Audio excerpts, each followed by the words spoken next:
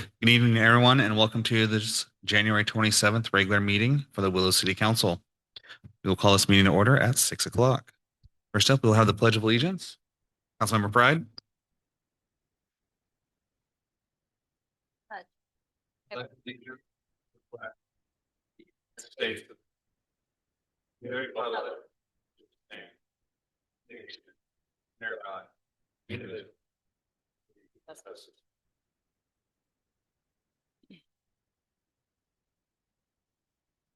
All right, next up, we will have roll call, please.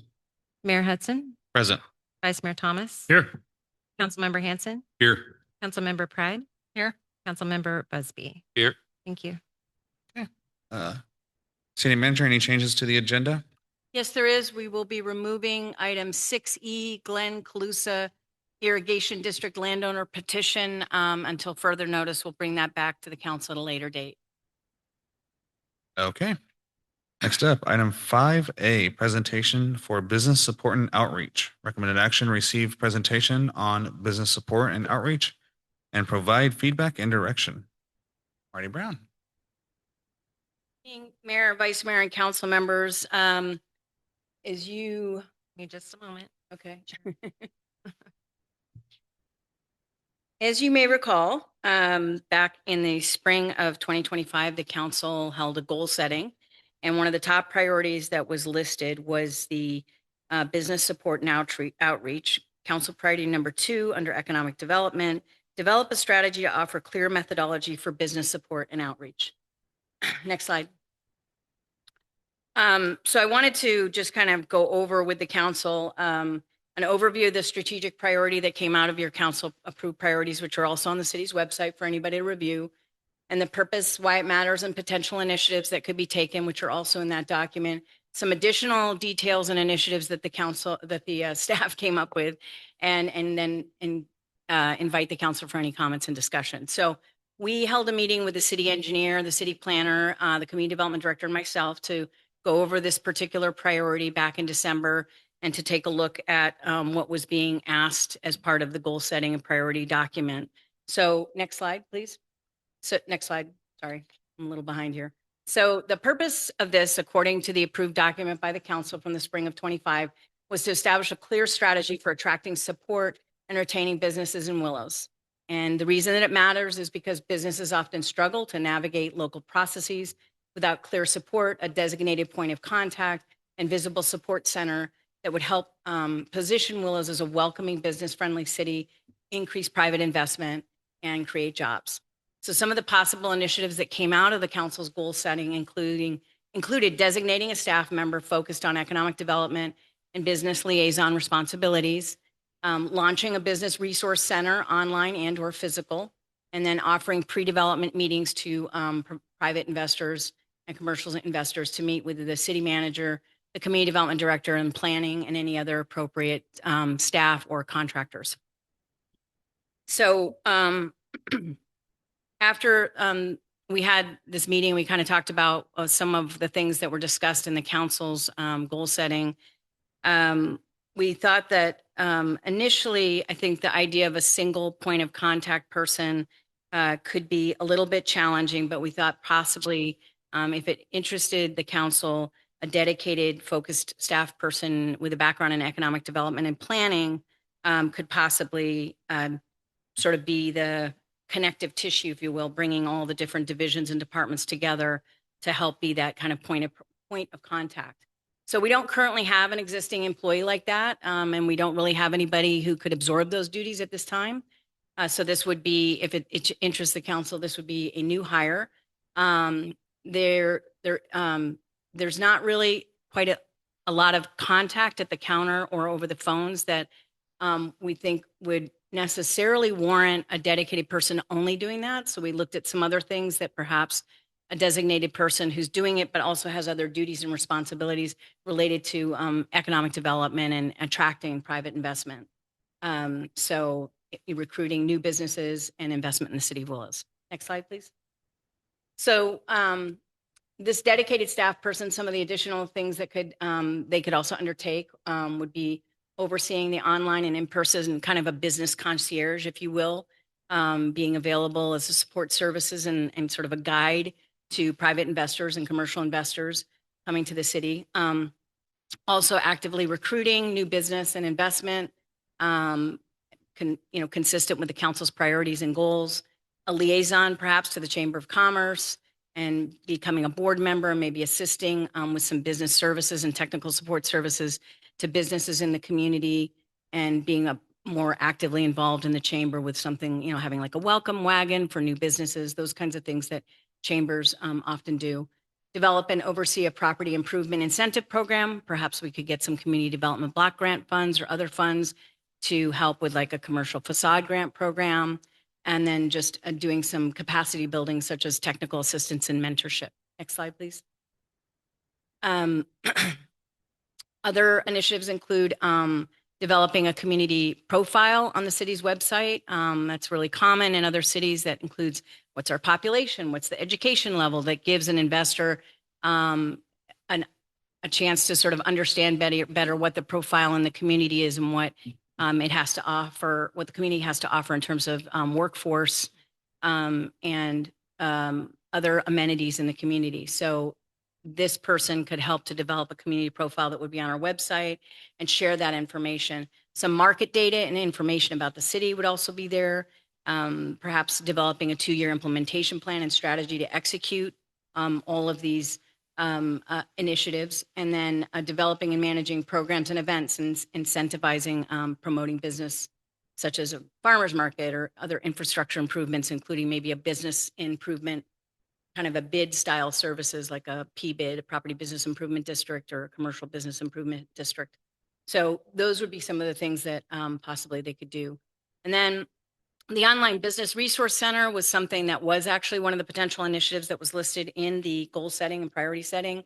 And so we thought about maybe developing and posting some sort of online frequently asked questions that we hear from the, especially those people that come to get permits from the counter, and around accessory dwelling units, solar panels, those kinds of things that are commonly permitted here at the city. Increasing electronic engagement and posting more forms on the website. We're going to be looking at that with the new website as well anyways, but there's always, certainly more room for improvement in updating applications and creating and posting more visual images about how the permitting process works. Not everybody digests things necessarily just through words, having some visuals for people to kind of have a sense of how our permitting process works. And then maybe designating, some office hours that are dedicated for applicants to meet remotely via Zoom. We have tried this. We have created a special office. We did this last year when the city changed city planners. We created an office with a computer that's dedicated, that members of the public can come in and use that and schedule a meeting with a planner to sit down on Zoom. And if they don't have a computer at home, or they don't have the resources maybe for some of the privacy, they can come to City Hall, have a Zoom meeting with a city planner or an engineer if they need to, for that matter, to go over their project and learn more about what they need to do for their project. That particular service hasn't been utilized very much. It's only been used a couple of times, but it is there and it is available. Next slide, please. And then the last initiative, which was also in the goal setting document of the council, which is a tool that I really like. I think it's very helpful also for investors at pre-development meetings. And maybe if we offer those on the city's website and market that a little more explicitly than we have, which would give an investor or somebody doing a development project, the opportunity to sit down round table with the city manager, the engineer, building inspection, planning, community development director, talk about their project, get some input and feedback in the pre-development stage. And maybe that would also help to sort of facilitate that development investment.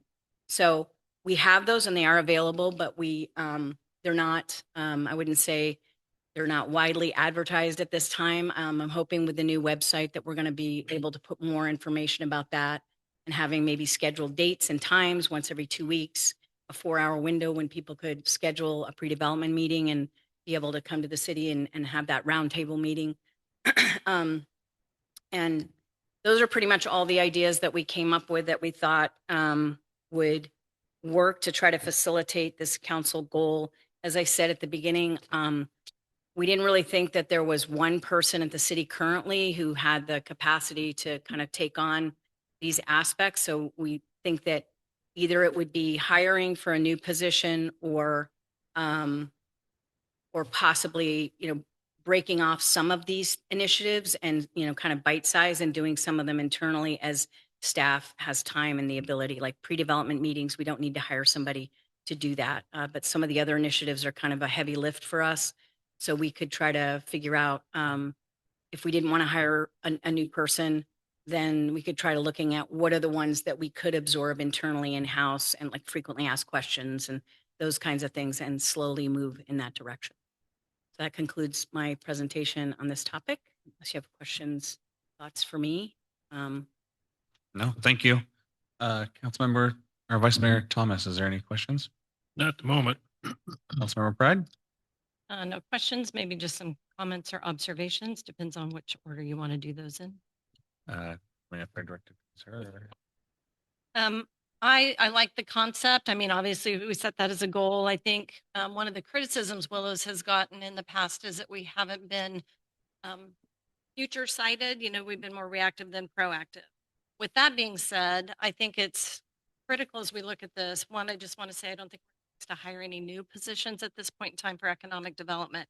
I do like, though, that we're looking at supporting and retaining our current businesses and making sure we have things in place to support and retain our current business. We don't want to lose any of our existing businesses. I'd be curious just to know a little bit more about the impact that we've had. We set up the room to do Zoom meetings with the planners, 15 months. It has not been highly utilized. Is that because people don't know about it, or is it simply because we don't have any demand for it? Kind of what's the workload, I guess, and is it come in waves or is it sporadic? As we look forward long term, I think some of what I would want us to be thinking about as a city council with staff is what are the things that we would want to have clearly in place as we move to business attraction? So things that we can start doing, and the notes I made is that our Willows Municipal Code, we need to have that updated. That should be complete. We have a lack of housing. If we start going out to attract new business, and they need to bring in any employees, where are they going to live? I believe there's a labor shortage overall. If you attend comprehensive economic development strategy meetings that are Butte, Flint, and Tehama counties, Butte County will say they have a labor shortage, and they've already stolen from all of us, it's kind of what they've said.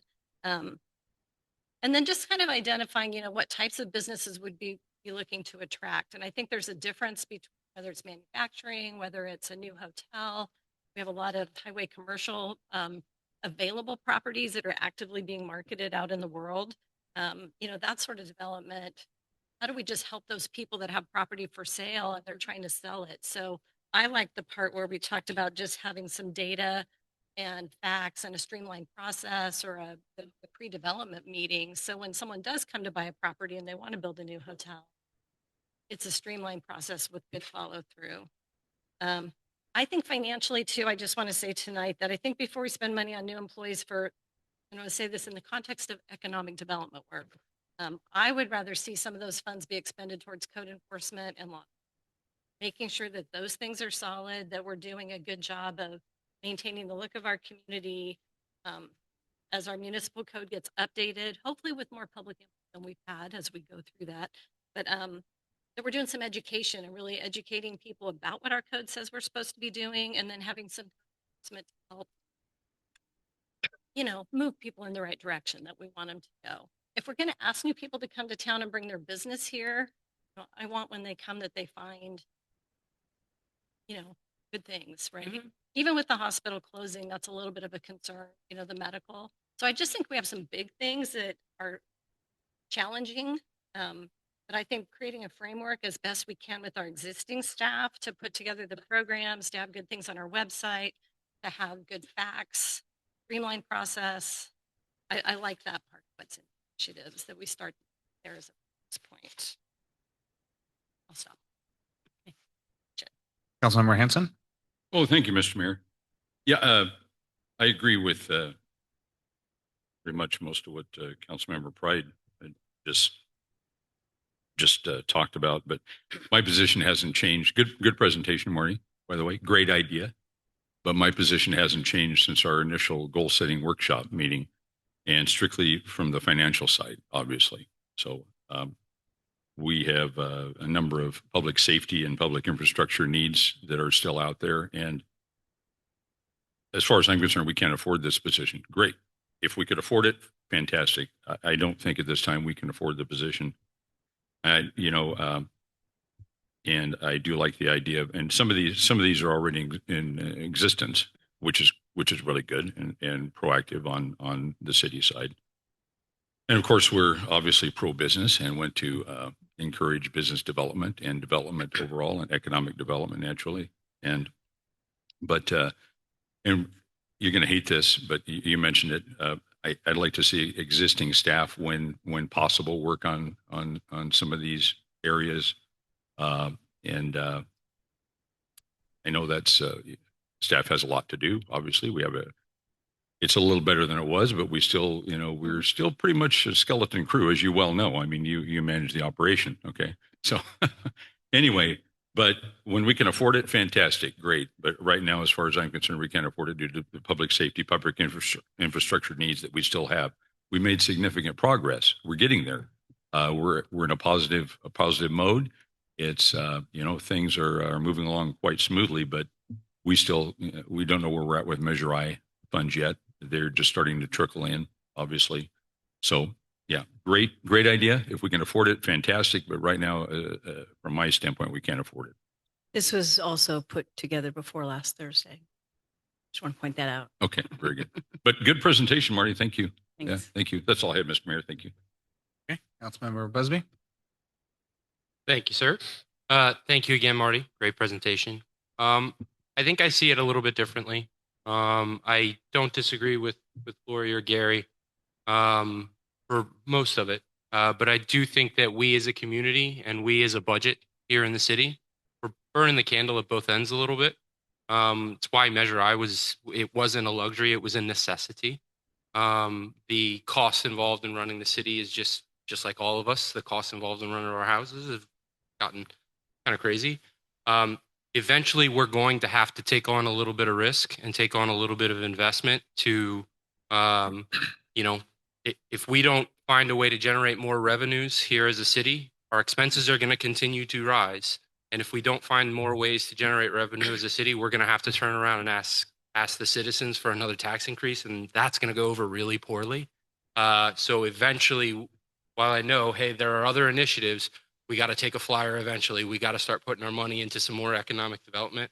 I think the initiatives toward making it easy when we do I think that's a whole separate issue in like how many actual folks we have coming to town asking to start a business here. I think that's where we could really use some help, and it really could take a staff member to put a lot of effort toward that. But when we do get folks having a good foundational infrastructure in place to make it as easy as possible to sign on the dotted line, I think that's great, and it should be something that we have prioritized. But my input would be we got to we got to start investing in us eventually, and not all of those investments are going to pay out. But if we don't do something, we're going to find ourselves in a budget deficit in the next 5 or so years.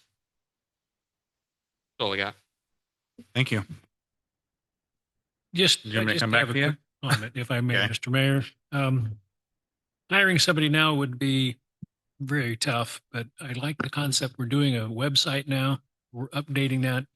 If we could put a focus on that website for economic development, fees, forms, FAQs and all that other stuff, you've got some really good stuff in there, and I applaud you for that. So I think if we could fold that into our website, maybe a page on the front where you click and you get to the economic development side, that would be a great start. We know that we're going to have to go incrementally steps. So I would say my direction would be let's focus on the website for now. Thank you. Yeah, no, where I stand on it is I was leaning towards the website. I know that we're redoing our entire website. The current We're one's getting close. a little clunky. What I think would be really helpful on there would be the FAQs, some sort of a permit, like cost guide, like answer a couple questions and we can possibly tell you what this is going to cost you on your permit side of this, or this is what you're going to need. I'm sure with Like the a tech, sample, couple of sample like- permits of what, not even that. I'm thinking more of an AI driven platform that says, hey, I'm attaching this garage to an ADU that's behind my house. What permits do I need to pull for that? You know, it's going to have this extra bathroom. You know, what permits do I have to pull for that? there's I'm definitely assuming- software out there like that. I'm assuming there's something that can handle that. Is. We might not be able to afford the human employee, but we can probably afford the internet employee Mhm. and the AI version. That's an interesting idea. Yeah. So I would like to see something maybe like that pop up on there that can possibly guide them. I really do like the idea of the pre-development conferences as well to possibly go along with those guidelines and really give those people an extra step up. I understand where everyone at this table is coming from. And to me, I feel like that's a great way for us to kind of find a good middle ground between going full steam and let's, you know, start busting out, getting some new people in here to start growing our city in the direction we want it to grow, right? Not where we're having things jammed down our throats, but Mhm. where we're actually able to grow it the way we want to versus we need to hold back and work on just public safety because we got to start making money to spend the money to make our public more safe. So, anyways, those are my thoughts on it. Great presentation. Thank you guys for putting that together. Thank you. With that, I do have to open it up to public comment. Is there any public comment on the presentation that was heard? Okay. I do have a written comment from Holly Myers. Okay. And yes, and that's going to be going towards the next item up, item 6. That'll be under the public comment of that. Okay. And let's see here. That's where we're going. Next up. Sorry, do we need to give direction on that, Marty, or do you feel like you have a pretty good direction on that? Yep. Okay, Thanks. awesome. Thank you. All right, item 6, public comment and consent calendar forum.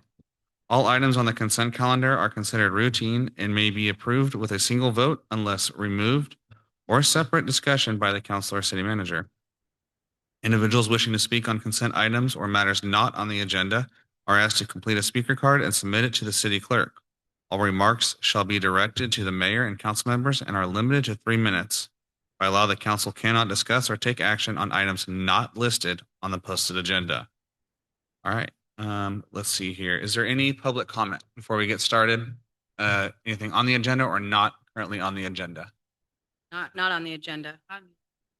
Huh? Not on the agenda. Not on the Because they'll agenda. talk, if it's on the agenda, they'll talk during the item.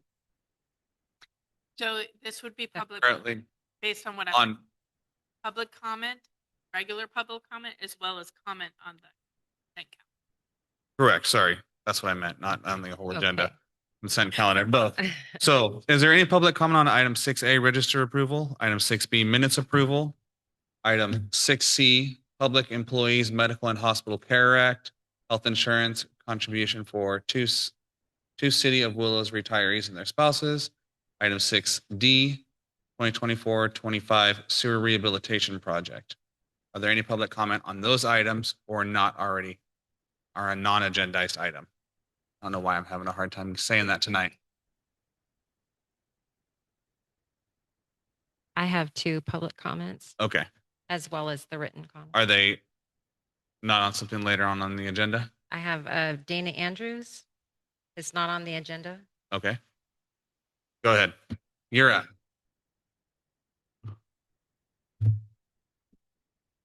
Sorry, guys. Way up here. Okay. Good evening, Mayor and council members. My name is Danny Andrews, and I live here in Willows. Thank you for the chance to speak tonight. I'm here to talk about the proposed transitional housing facility planned for North Sacramento Street. My in-laws live directly across the street from that proposed site, and my wife and I have a 2-year-old daughter who spends a lot of the time at their house. So this is something that affects our family personally. I want to be clear and upfront. I understand that housing and support services are needed, and I know that this project is moving forward within legal framework. I am not here to say that people shouldn't be helped. Our family cares deeply about Willows, and about seeing the town thrive. My in-laws, for example, have spent years restoring their house, which is over 100 years old, within this community. They've put a lot of resources and time into it, and it's beautiful. It just helps make the community just that little bit more special. What I and many others are concerned about is whether Willows has the capacity and resources to safely support a facility like this at this location. We don't have a local police department. We currently have lost our emergency department. Our emergency medical services are stretched thin and already stretched far beyond. There's real limitations affecting the ability for response time and how well we can handle emergencies or difficult situations that may come up.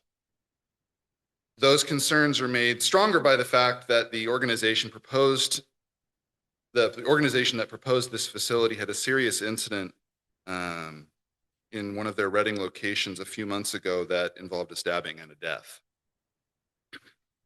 That raises questions about staffing, supervision, security, and how incidents are handled if something goes wrong.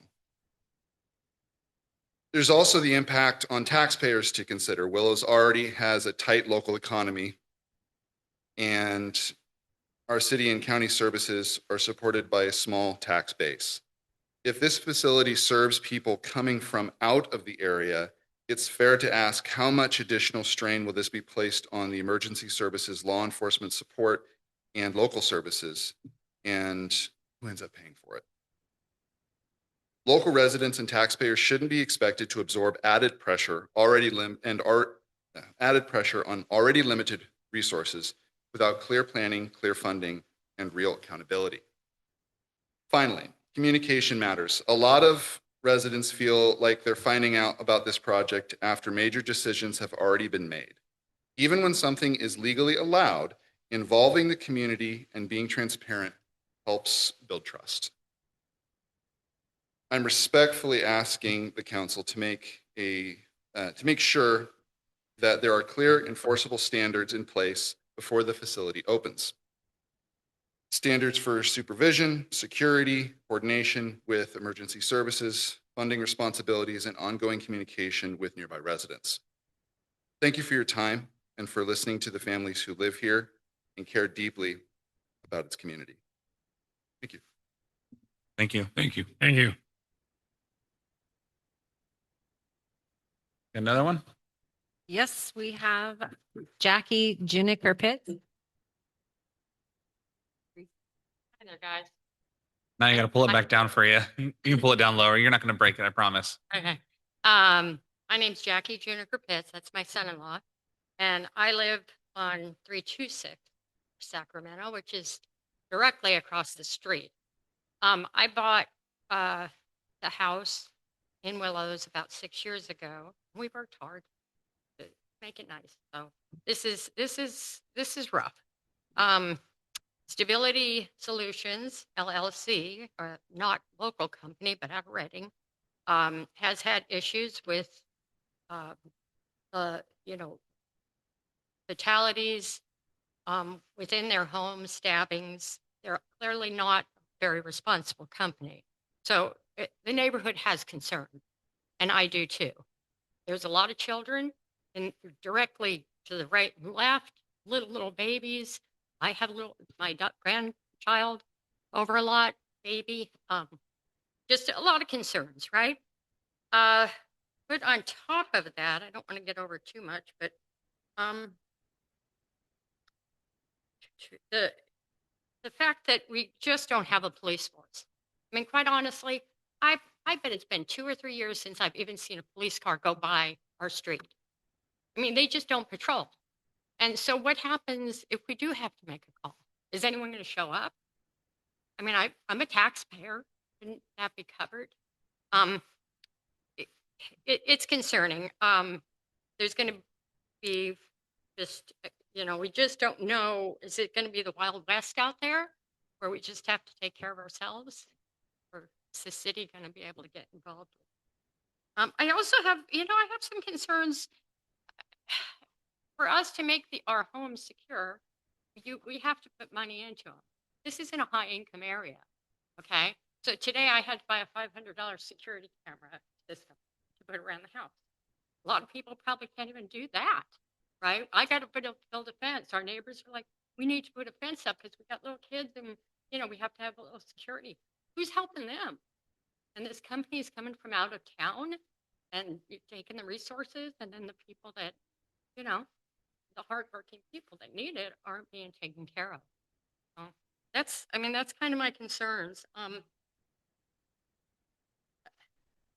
I guess it's, you know, and asking the same thing that Dana asked, is anything you can do, but we're out there, you know, and short of letting the neighborhood die, which it just isn't fair. That's all. Thank you. Thank you. Thank you. And it's a beautiful neighborhood. I'll agree with that. All right. With that, is there any further comments? And then You have your written comment. and I have the written comments, which I will read. Sure, a lot of you have probably signed this letter, but I will read the first copy of what this letter says. Mayor Hudson and members of the Willow City Council regarding community input, is regarding item 5A. Just didn't correlate with item 5A, but anyways, attached are 70+ identical letters, each signed individually by community members, submitted for the January 27th, 2026 City Council meeting. Each letter conveys the same concern. Without transparency, the consistent enforcement and coordinated plan services are being added without clear oversight. As soup kitchens, transitional housing, food banks, and day centers are introduced, residents are increasingly concerned about impacts to public safety, neighborhood stability, and quality of life in the Willows community. These issues must be addressed before advancing business support or community development efforts. Thank you for consideration on behalf of the undersigned community members. A lot of the letters read the same way. And I don't know if Mr. Yoder would like to get up and say something about what he knows about the subject. We technically cannot speak on the behalf of this. Or comments and concerns that they Mhm. had. And just to, yes, we agree.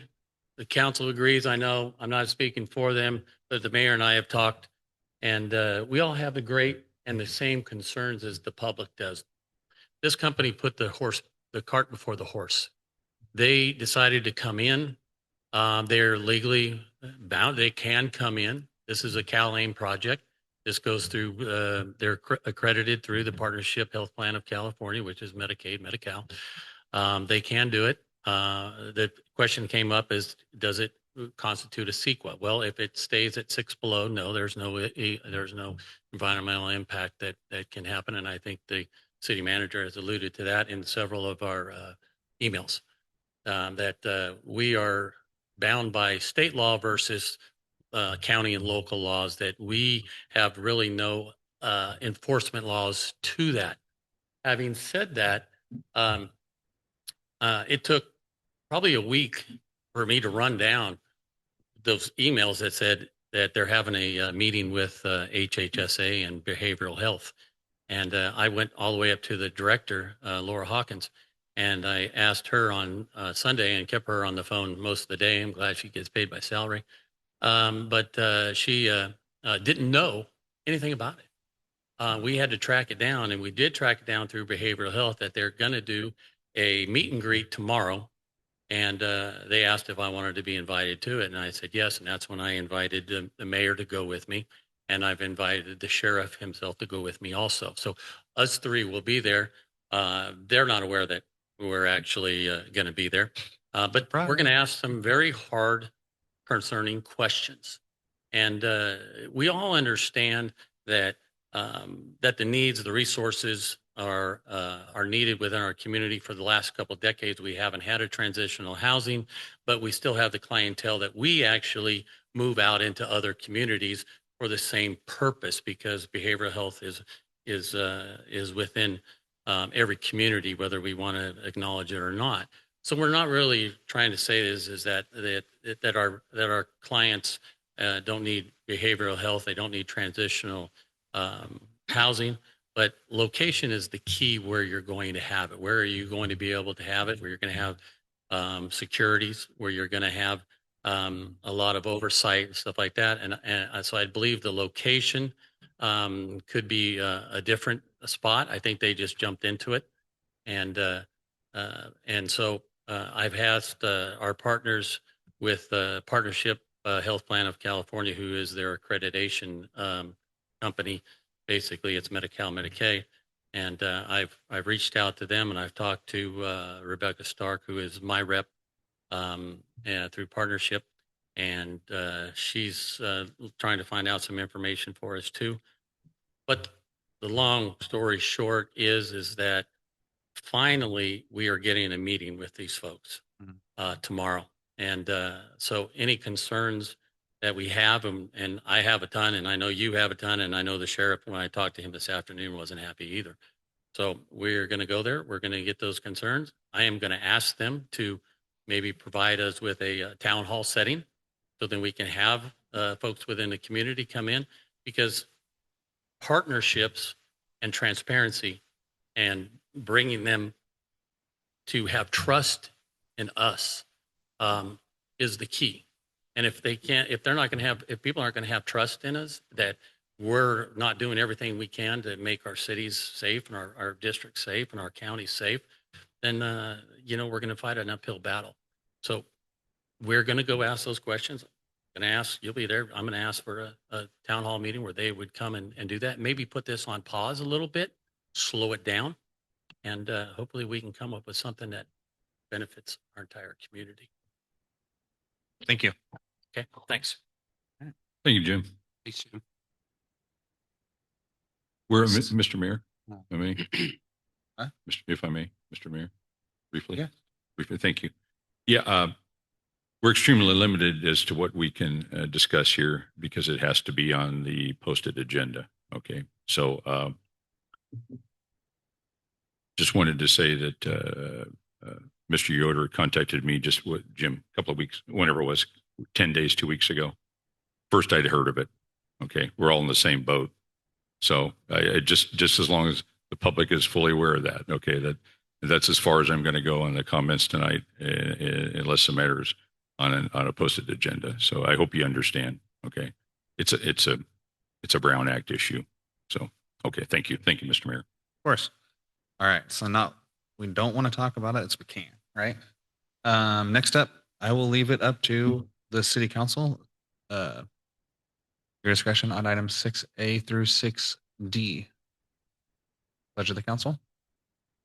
Mr. Mayor, I move to approve the consent calendar items 6A, B, C, and D as presented. I have a first. Is there a second? Second. A first and a second. Any further discussion? All in favor signify by saying aye. Aye. Aye. All opposed, same sign. Motion passed 5-0.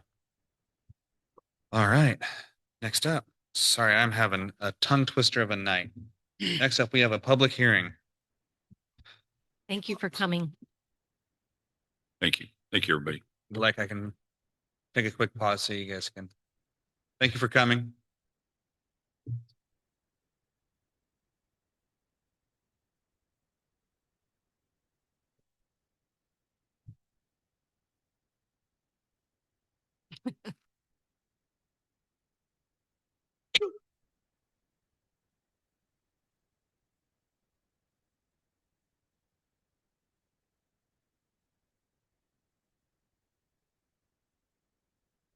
Nobody wants to talk about sidewalks?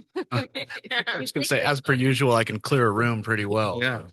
I guess there won't be a lot of public comment on the I public. guess. All right. Public hearing.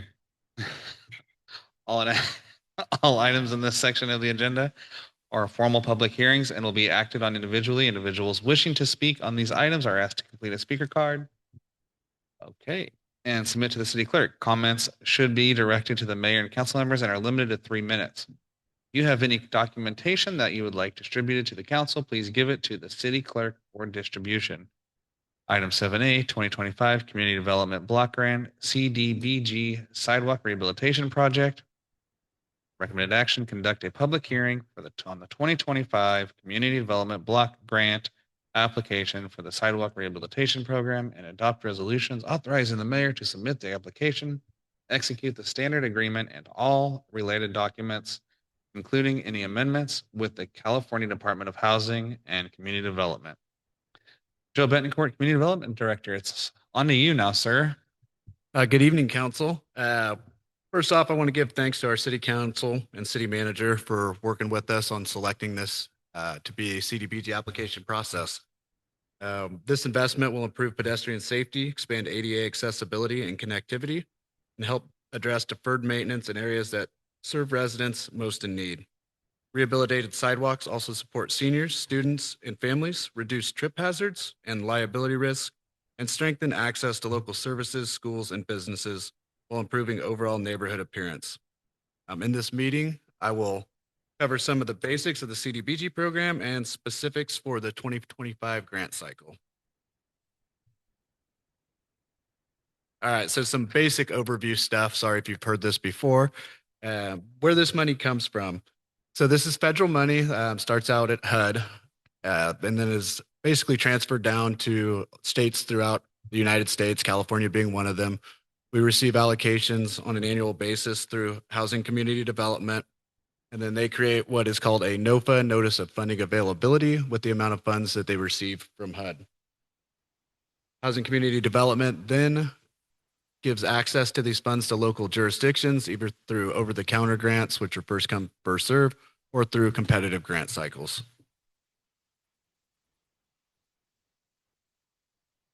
How do jurisdictions qualify? As you can see, there's 4 main categories that jurisdictions use to qualify for this funding. One of the key qualifiers is a low moderate area benefit, which is how we currently qualify.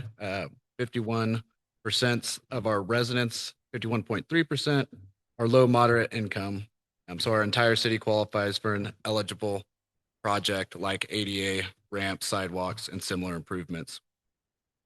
Whenever you're working with individual people, this is where you would go into the low moderate housing. Say we're going to rehabilitate a group of housing. Each one of those individual households would have to qualify. So on a jurisdiction-wide level, we're covered. Some of these the programs, one of the job creation programs we did recently was Rumiano Cheese with the loan. Every one of those individuals has to qualify to a certain percent.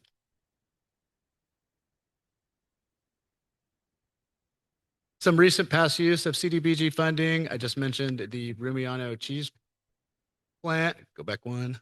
About that. You're all right. Misclicks happen.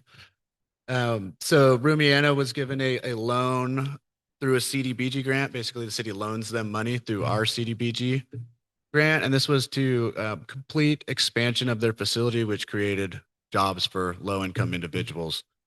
Another recent one that, well, we're currently in this one that we were awarded with in 2024 is the plan spec development of bid documents for Oak and Madrone Manor and also for an upcoming Laurel Street project. So we were able to pay for our plans and specifications through that 2024 grant.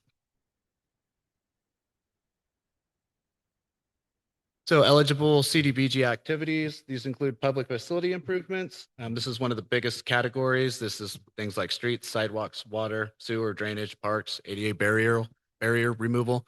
And when I say one of the biggest categories, it's got the most funding available usually in every NOFA to it. Housing rehabilitation, again, this has to be individual qualified. Public service programs is also a pretty big fund usually. The programs either need to benefit a low moderate based clientele, which would be things like domestic violence shelters, ADA rehab centers, things of that nature, where the actual beneficiary is presumed a low mod person.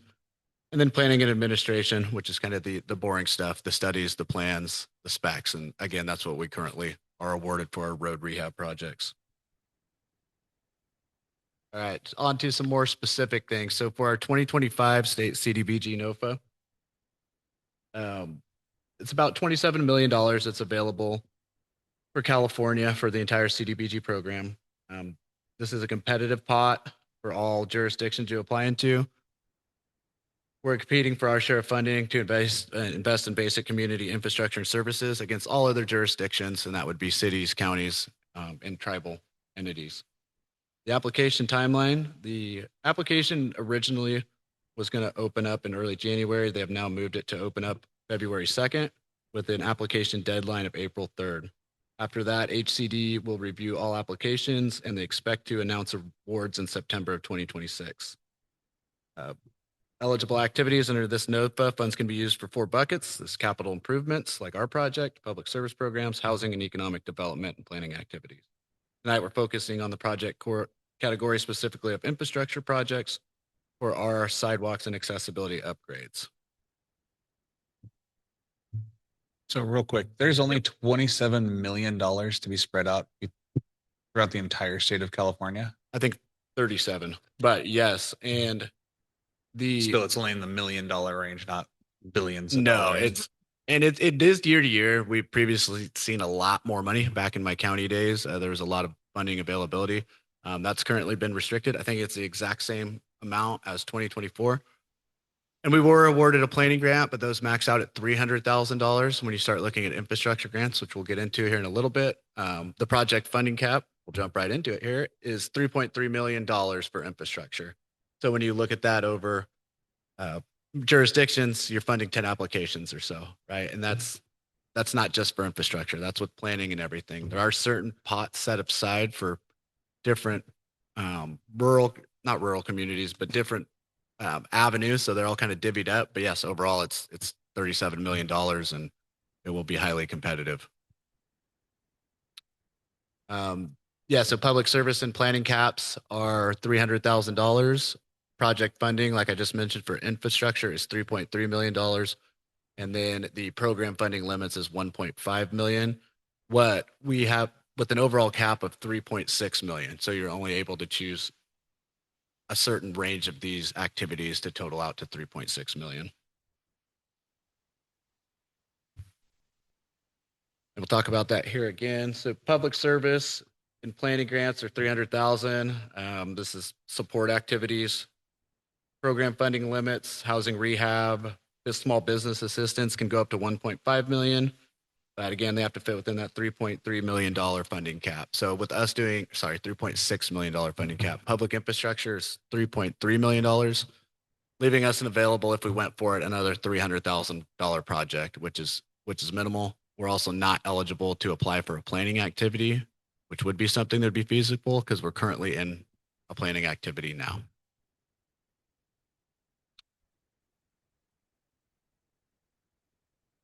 So this goes into our pre-application work. We're doing it very, very, very similar, almost the exact same application as we did in 2024.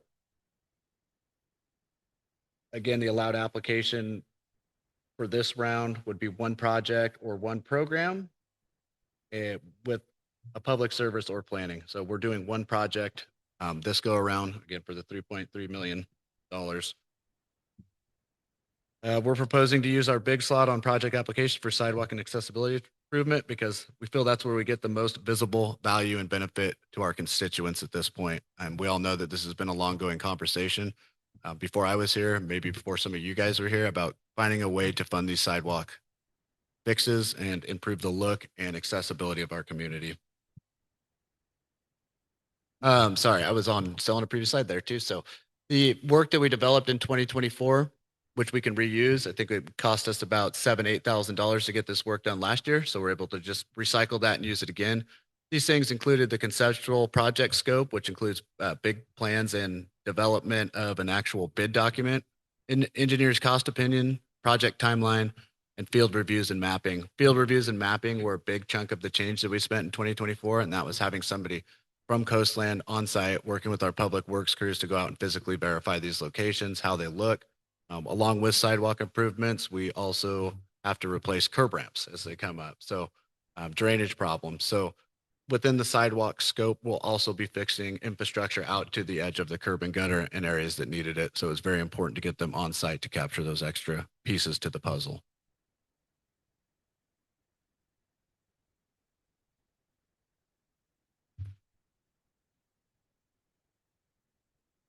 Yep. Next slide. Sorry, I was looking down. Project timeline. So this probably can't see it too well. Apologies for that. We're in the outreach phase now. This is our second public meeting that we've held. The first one was at the ARC in November of 2025.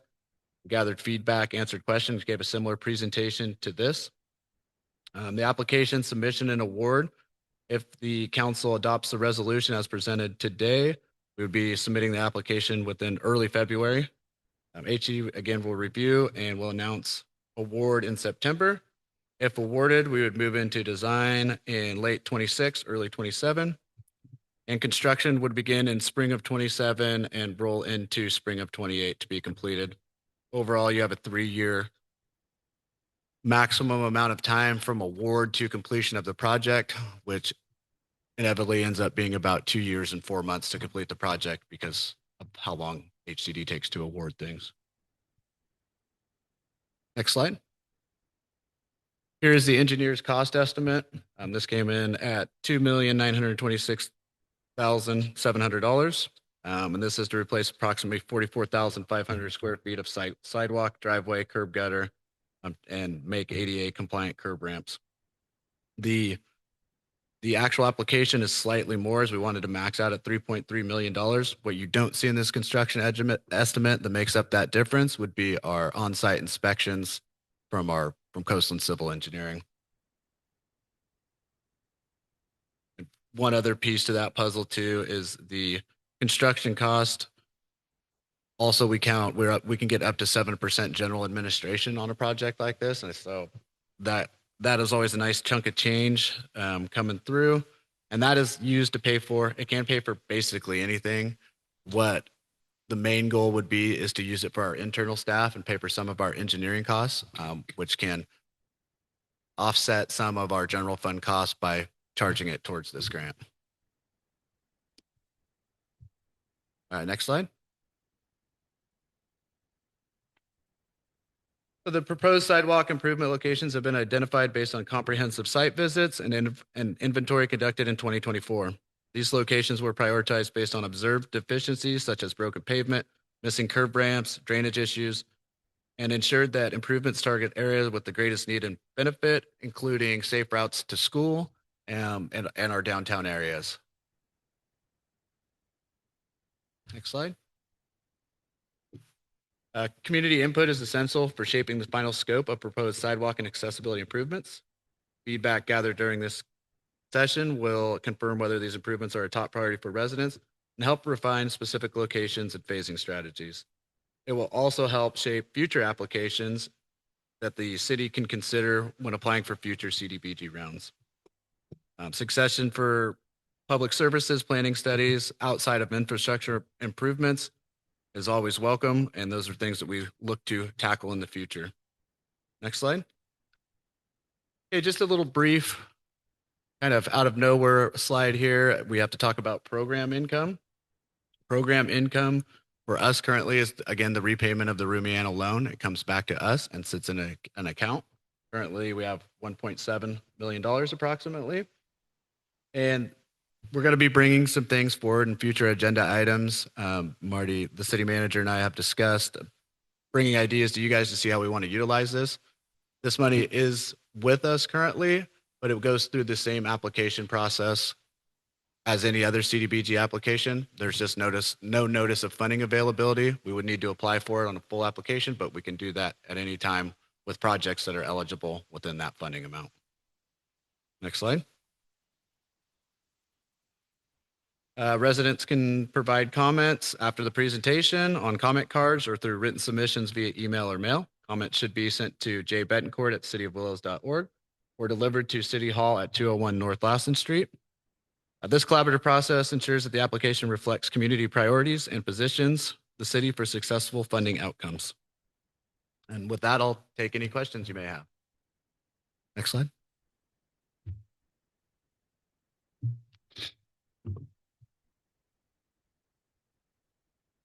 Mr. Mayor, I have Council just one questions? question. Go ahead. Everything is dated as the 2025 Community Development Block Grant. Yet we're not awarding it until September 26. 26. Yes. So 2025 is correct? It is correct. So the NOFA they used the NOFA date and then it got pushed out even further, making it even seem a little more odd that we're doing 25. But yes, when they based the funding cycle off of the year the NOFA is released when funding became available. So 2025 is correct. I see absolutely no reason why we wouldn't do this. It's exactly what we instructed you guys to do. So The list of the locations, is that something that we could get a copy of? It's not in the Absolutely. Packet. I'd just be curious to see where. Yep. Where. Yeah, absolutely. We can provide you that. I didn't list them in the presentation because the font is so small. I think I had them at the last one, and you can barely read it on paper. But I will get you those digital copies. I couldn't read most of what was up there, so it could have been up there. Yeah. I still wouldn't have known. But yes, we'll get the council members that information. But yeah, I agree. This is just something that'll be a community-wide benefit, the work in progress, and go for a walk around this town. If it gets dark at all, you got to remember which ones have the bigger cracks. You got to pick them up. On or bad. Councilmember Hanson? Thank you, Mr. Mayor. Yeah, thank God, Lori, for headlamps and flashlights around here. No, will there be any updated engineering whatsoever needed, Joe? Not for this. So basically what we do, because sidewalks, we have standard specifications on our city website. They're already pre-designed documents. So we just include those with the bid package. All the sites are picked out. So the engineered documents on a sidewalk project are basically taking our pre-approved engineered documents on our standard drawings that are available on our website, like curb ramps, sidewalks, curb and gutter, driveways. And those become our engineered documents. Because those can be applied to any site and everything will be brought up to that standard, which meets ADA standard. So fortunately, the amount of engineering compared to a project, I'm going to bring it up, is very simple and straightforward. Yeah, very good. I see the paint all around town. So I'm assuming those are the They went out and marked, damaged yes. spots. Yeah. Yep. Yeah, very good. No, Joe, I mean, yeah, I agree with my colleagues. I mean, absolutely, this is a no-brainer. Hopefully we'll be successful this time. So thank you. That's all I had. A good staff report, by the way, and thank you for the presentation. Thank you. Councilmember Busby? Thank you for the presentation. Echoing everything that everybody else has said up here. Great job. Looking forward to seeing progress. Little factoid, the 37 million divided by the 480 incorporated towns and cities in the state is about $77,000 a city. So it is not very much money at all. We could hold another 140th birthday with that that's about all you could do with that 77,000. Not, yeah, yet there's billions being wasted on other useless items throughout the state. But that's neither here nor there. This is a hope for the best. What's our plan for the worst? Plan for the worst is to, again, we do have some options with the program income money to look at. So Okay. that's not fully funding anything. In the past, we've talked about different ways to do sidewalk rehabilitation programs and assist people. And so that can be brought back to the table, either various things, waiving fees. It seemed to be more cumbersome to have a city program do it or assist in that. There's some issues with prevailing wage, but there are some things we can at least encourage or reduce some of the cost or ways to do that. But funding, the good thing about this cycle is at least we're seeing yearly amounts. They may be small, but we are getting yearly NOFAs out.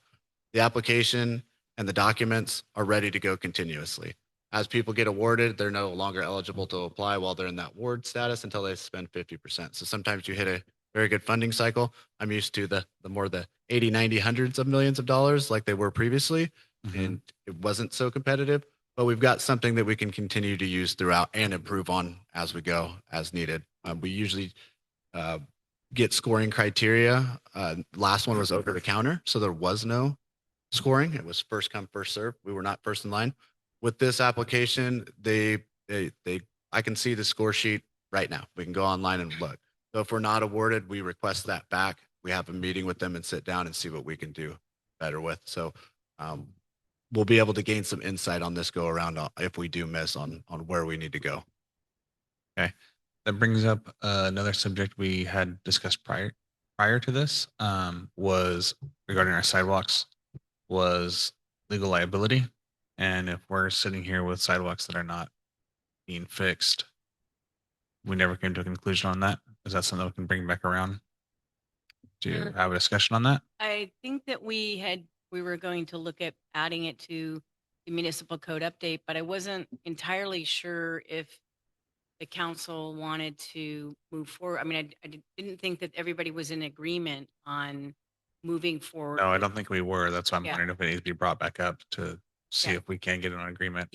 I thought that my recollection is that, and we can go back and listen, but I thought that we were going to see if we got the last CDBG and if Mhm. we were able to do that work and then do the ordinance after that. So I guess I was assuming you just want to do the same thing again, see if we get this and then look at that ordinance afterwards if we do.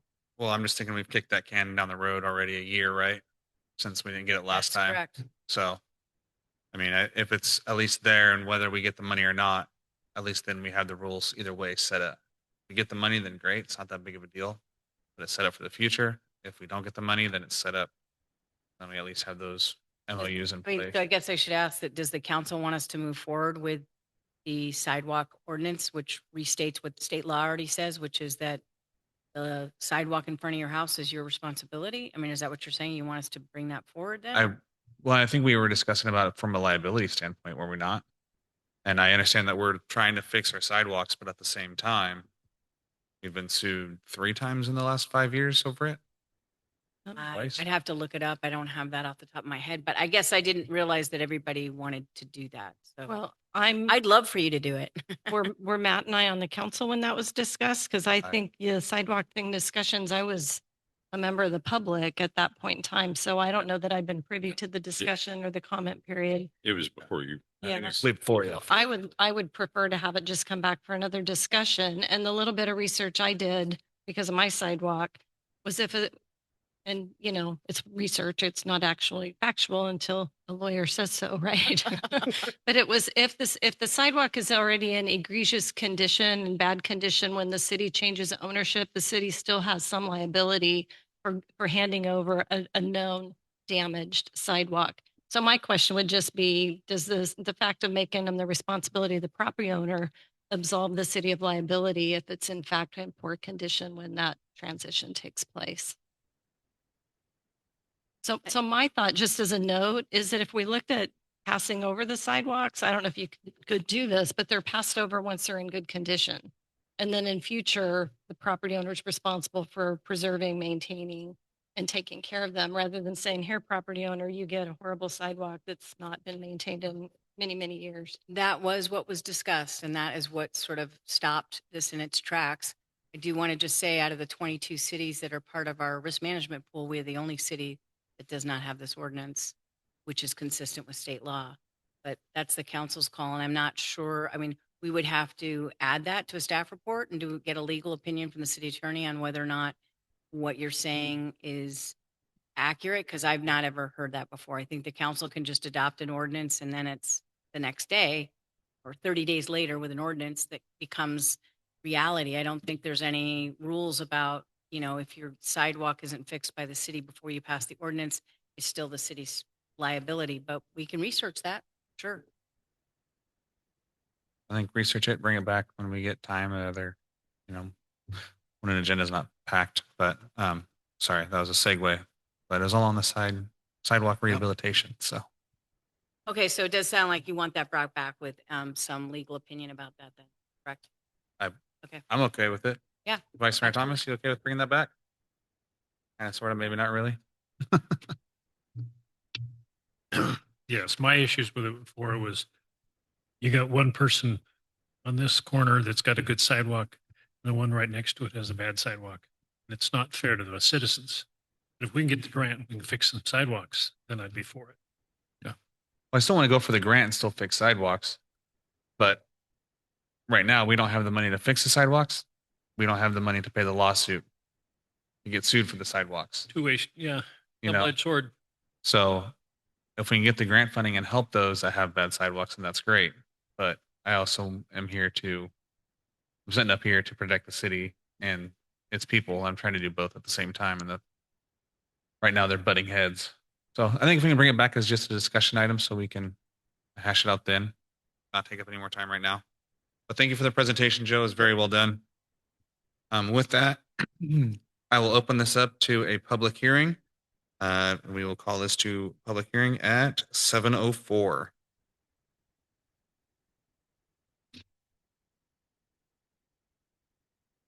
No? No takers? As there has been adequate opportunity for the public to be heard, I close the hearing to further public comment at 7:05. All right. Um, is there any further questions, comments, concerns? Okay. I would. Pleasure of the move- council. Sorry, go I'm ahead. just gonna make a motion Yeah. and then they can.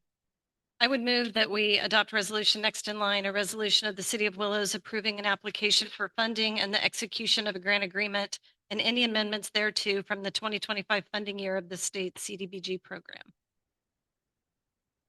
Second. I have a first and a second. Any further discussion? All in favor signify by saying aye. Aye. Aye. All opposed, same sign. Motion passed 5-0. Perfect. Thank you. Moving on. Thank you, Joe. Thanks, Joe. Thanks, Joe. Joe. Good night. Drive safe. Item 8, discussion and action calendar. All matters on the discussion and action calendar will be discussed and acted on individually. Individuals wishing to speak on these items are asked to complete a speaker card and submit it to the city clerk. Comments should be directed to the mayor and council members and are limited to 3 minutes. By law, the council cannot discuss or take action on items not listed on the posted agenda. First item up is item 8A, Finance and Measure I Committee update. Recommended action, receive a verbal update on the outcome of the January 20th, 2026 FMIOC meeting from committee members Thomas and Busby. Contact is City Manager Marty Brown.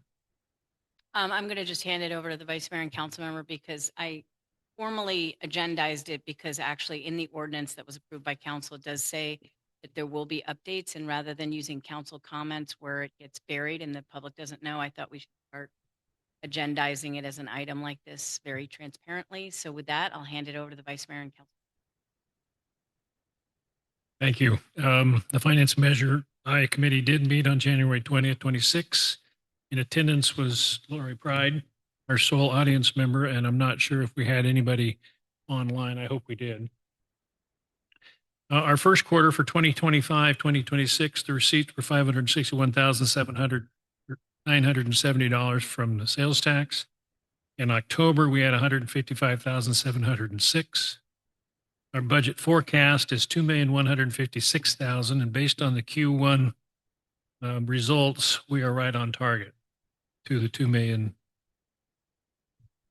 that we budget, $2,156,000. I think it comes out $2,154,000. Pretty darn close. 0.02%. So whoever did the forecasting did a good job. One of the things that I discovered is they pay monthly for the month of August. They would have paid in September. It's towards the end of September, and for September it's October, etc. Then there's a true up at the end of the quarter. The true up for the first quarter was $560,000, I think. Yep.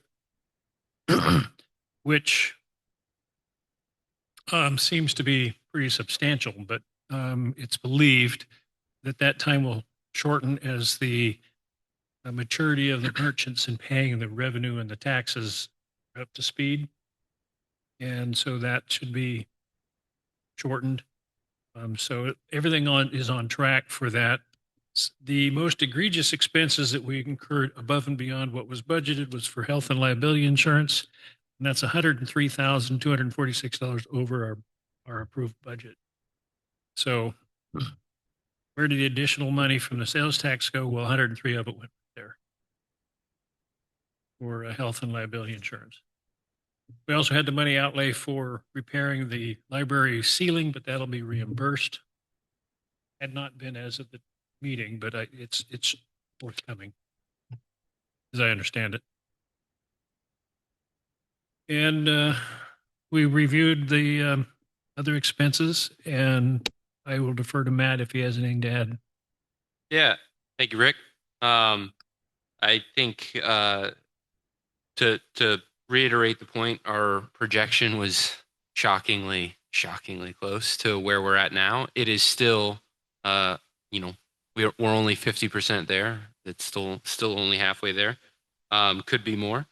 I do want to kind of make a point to the true up. What that means for folks who don't understand is everybody has a point of sale system in their business. They charge a predetermined set of sales tax when they do a transaction with you.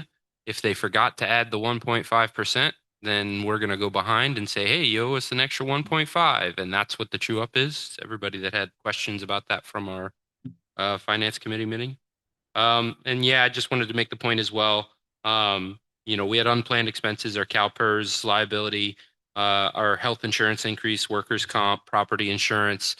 These are the very, very not fun things that cost a tremendous amount of money that are harder and harder to budget for, especially in the post-COVID world, to the point where our budgeted surplus at this point, at the end of the year, if everything continues on the path that we're at, is $319,455. So that's $320,000 we're going to be putting in the savings account. And if we're looking at opening a police department, we need way more than that.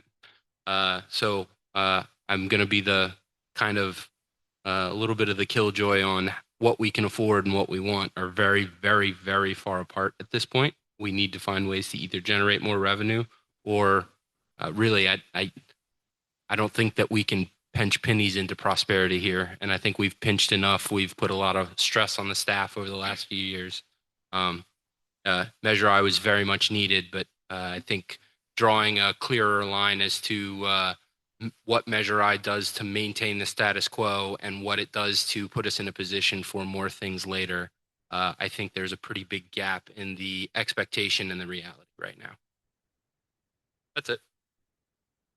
By the way, there were 21 views of the finance committee. I just looked that up. Glad to hear it. That's completes our report. Yep, perfect. Questions of the council? Yeah, Mr. Mayor, well said, gentlemen. Well said. And yeah, Matt, HDL is just, they're very good at what they do. Their fiscal forecasting is just, I mean, it is downright amazing. Spooky. Yes. Yeah. Yeah, much more accurate than weather reports. And time and time again, their sales tax forecasting is just right on the money. So, but no, thank you for the report.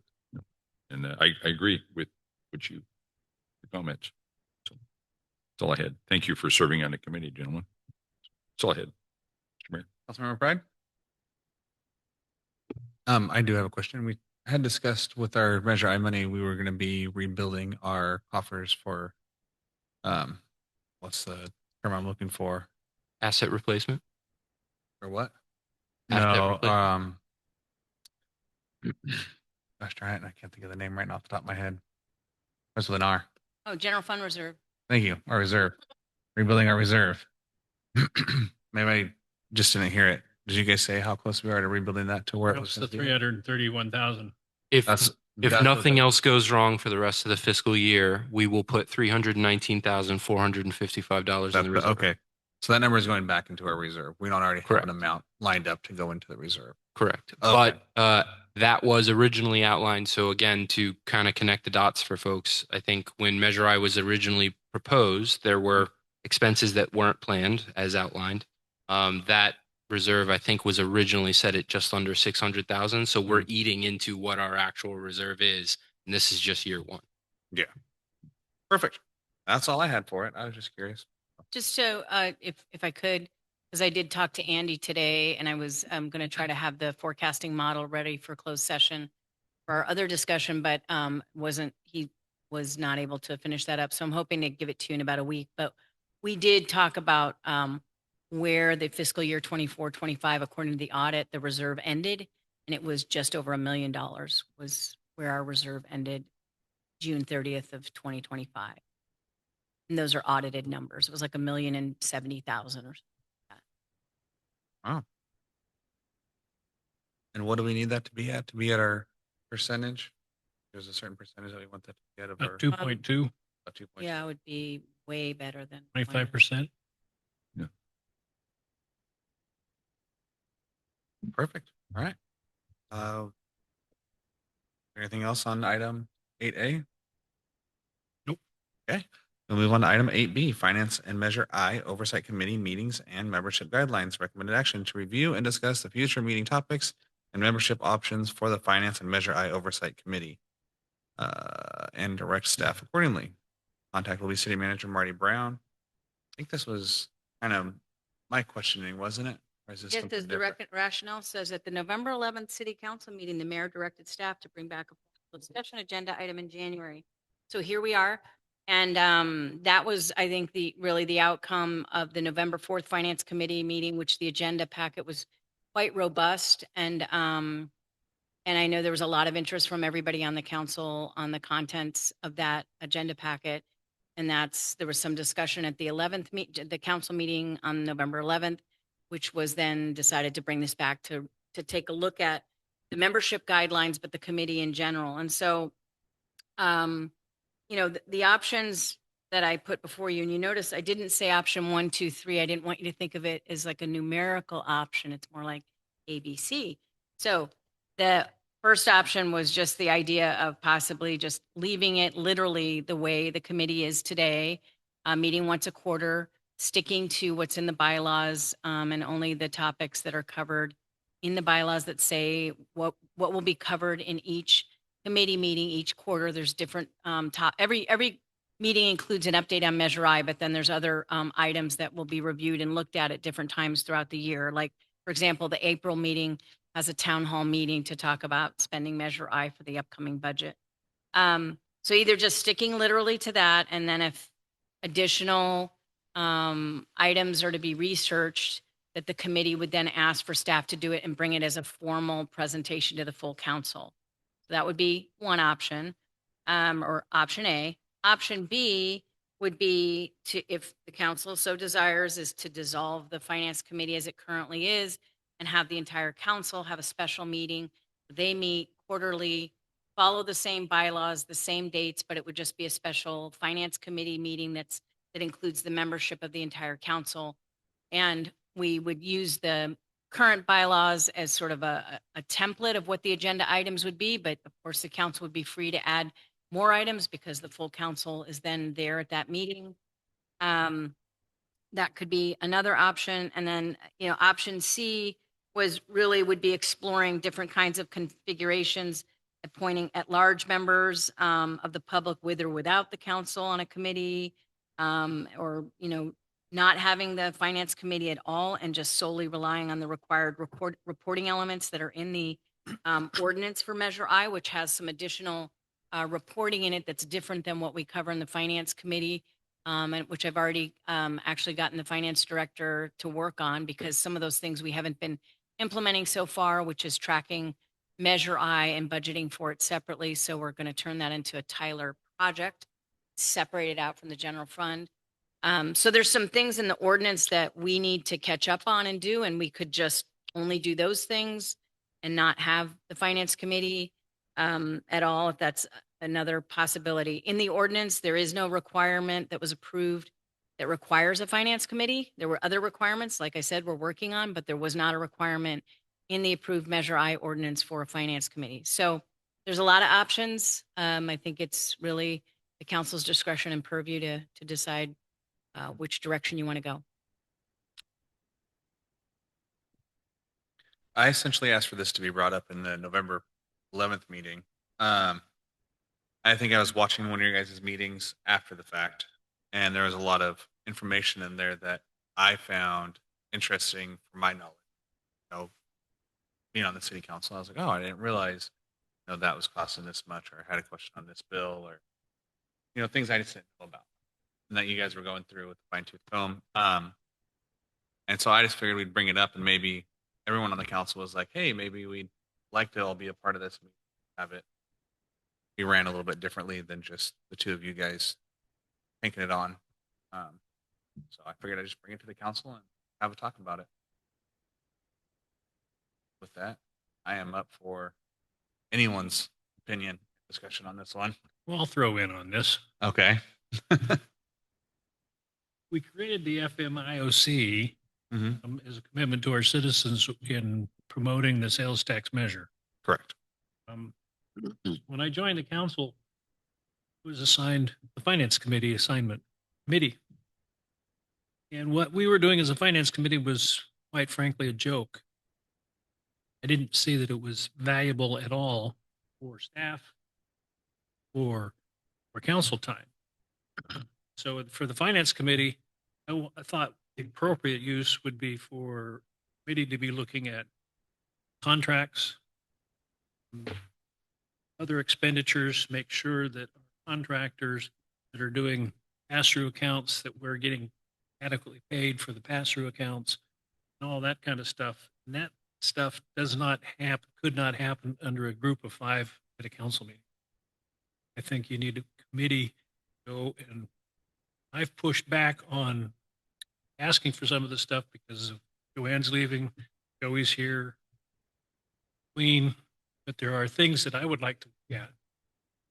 And one thing I don't think council may not know is Marty and I had a meeting with the bank.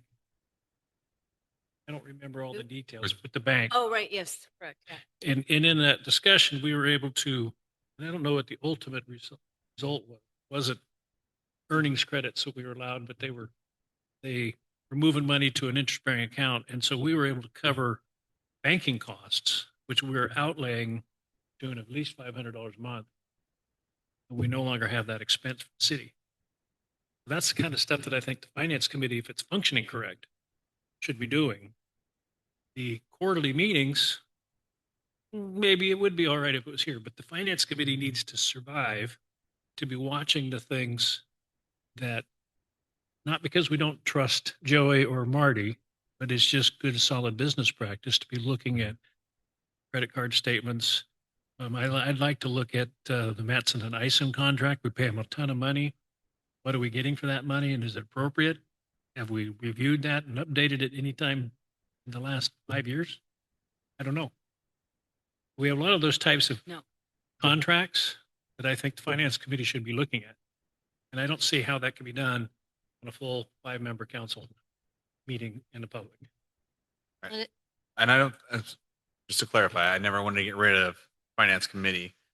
My thought was the quarterly meetings, have them be as part of the council, if possible.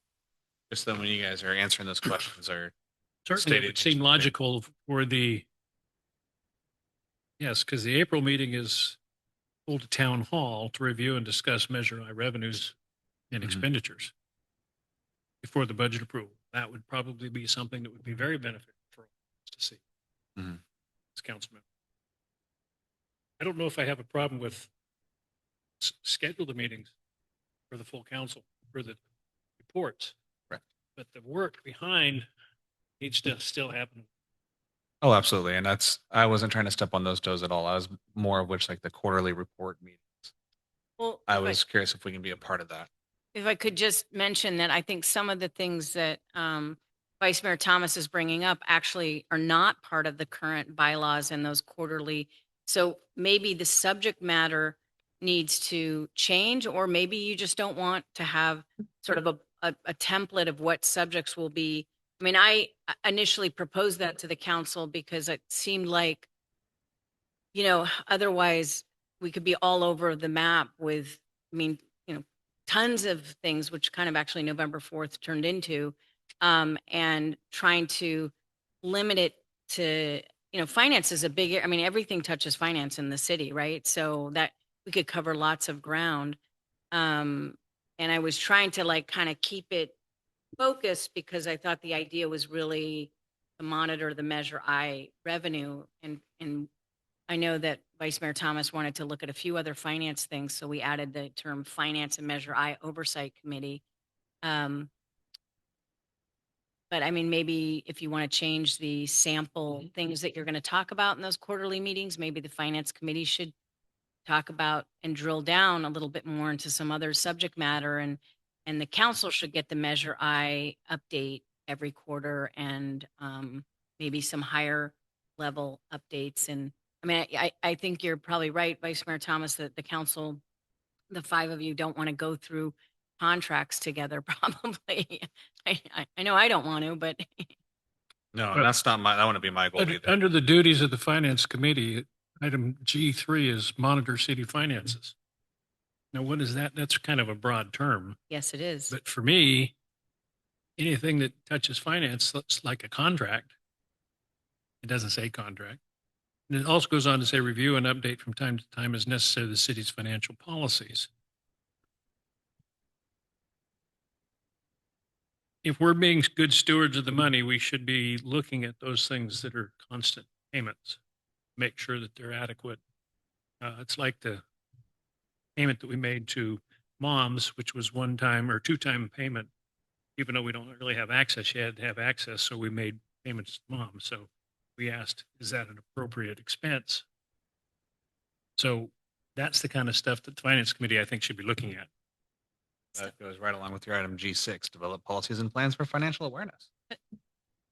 It almost Fair. seems like there's two levels that we're talking about. I mean, the quarterly meetings, I think were the more the public facing discussion about overall revenues and expenses, how we're managing kind of the big picture, specifically how we're bringing in Measure I money, spending Measure I money, allocating it. But what I hear Vice Mayor Thomas talking about when it's looking at contracts and whether what we're getting for them, are you looking at, I mean, you're still an agendized meeting as the finance. Are you looking at having those discussions in an open, or is it a two-level committee structure where some of it's day-to-day, a two-member working committee like we used to do, right? And then the other is the quarterly meetings, which are very public facing as outlined in the guidelines, which I would prefer that the whole council be involved in those meetings. Honestly, it's a lot of the public's allowed to see all of us looking and talking about money in, money out, what we're doing, how we're talking about spending money for the city of Willows, and to have that be in a committee structure with only two council members and then a brief report out to the full council. I just don't think it gives them a full sense of the discussion that might go on. So I'm thinking it's a two-level. It is two levels, but I also look at it as any money that comes in is public money, not just the Measure I fund. So we should be watching council where all the money's. So I'm thinking if you look And at that's the the, finance committee that I've always. but the four meetings that are the January, April, July, and October meetings, we're talking about consistency of actual expenditures with the approved budget as well as Measure I. So it's really all budgetary items, overall mid-year. Some of those bigger level discussions would be at the higher level of the full council in the FMIC. But then the nitty gritty of looking at contracts, annualizing those ongoing expenditures, asking those specific questions. Is this the best, are we getting the best money out of this contract? You know, do we need to go out for bid again or look at this differently? I don't see that as the same thing.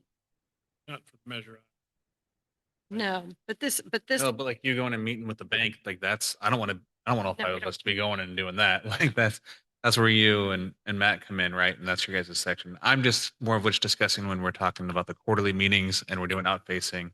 I would like it to be all of us. And that's where I was coming from. I agree. But I mean, we're talking. I have no issue with that. Yeah. As long as- You and Matt doing as long the as financial finance stuff. Committee survives, and maybe you write a different.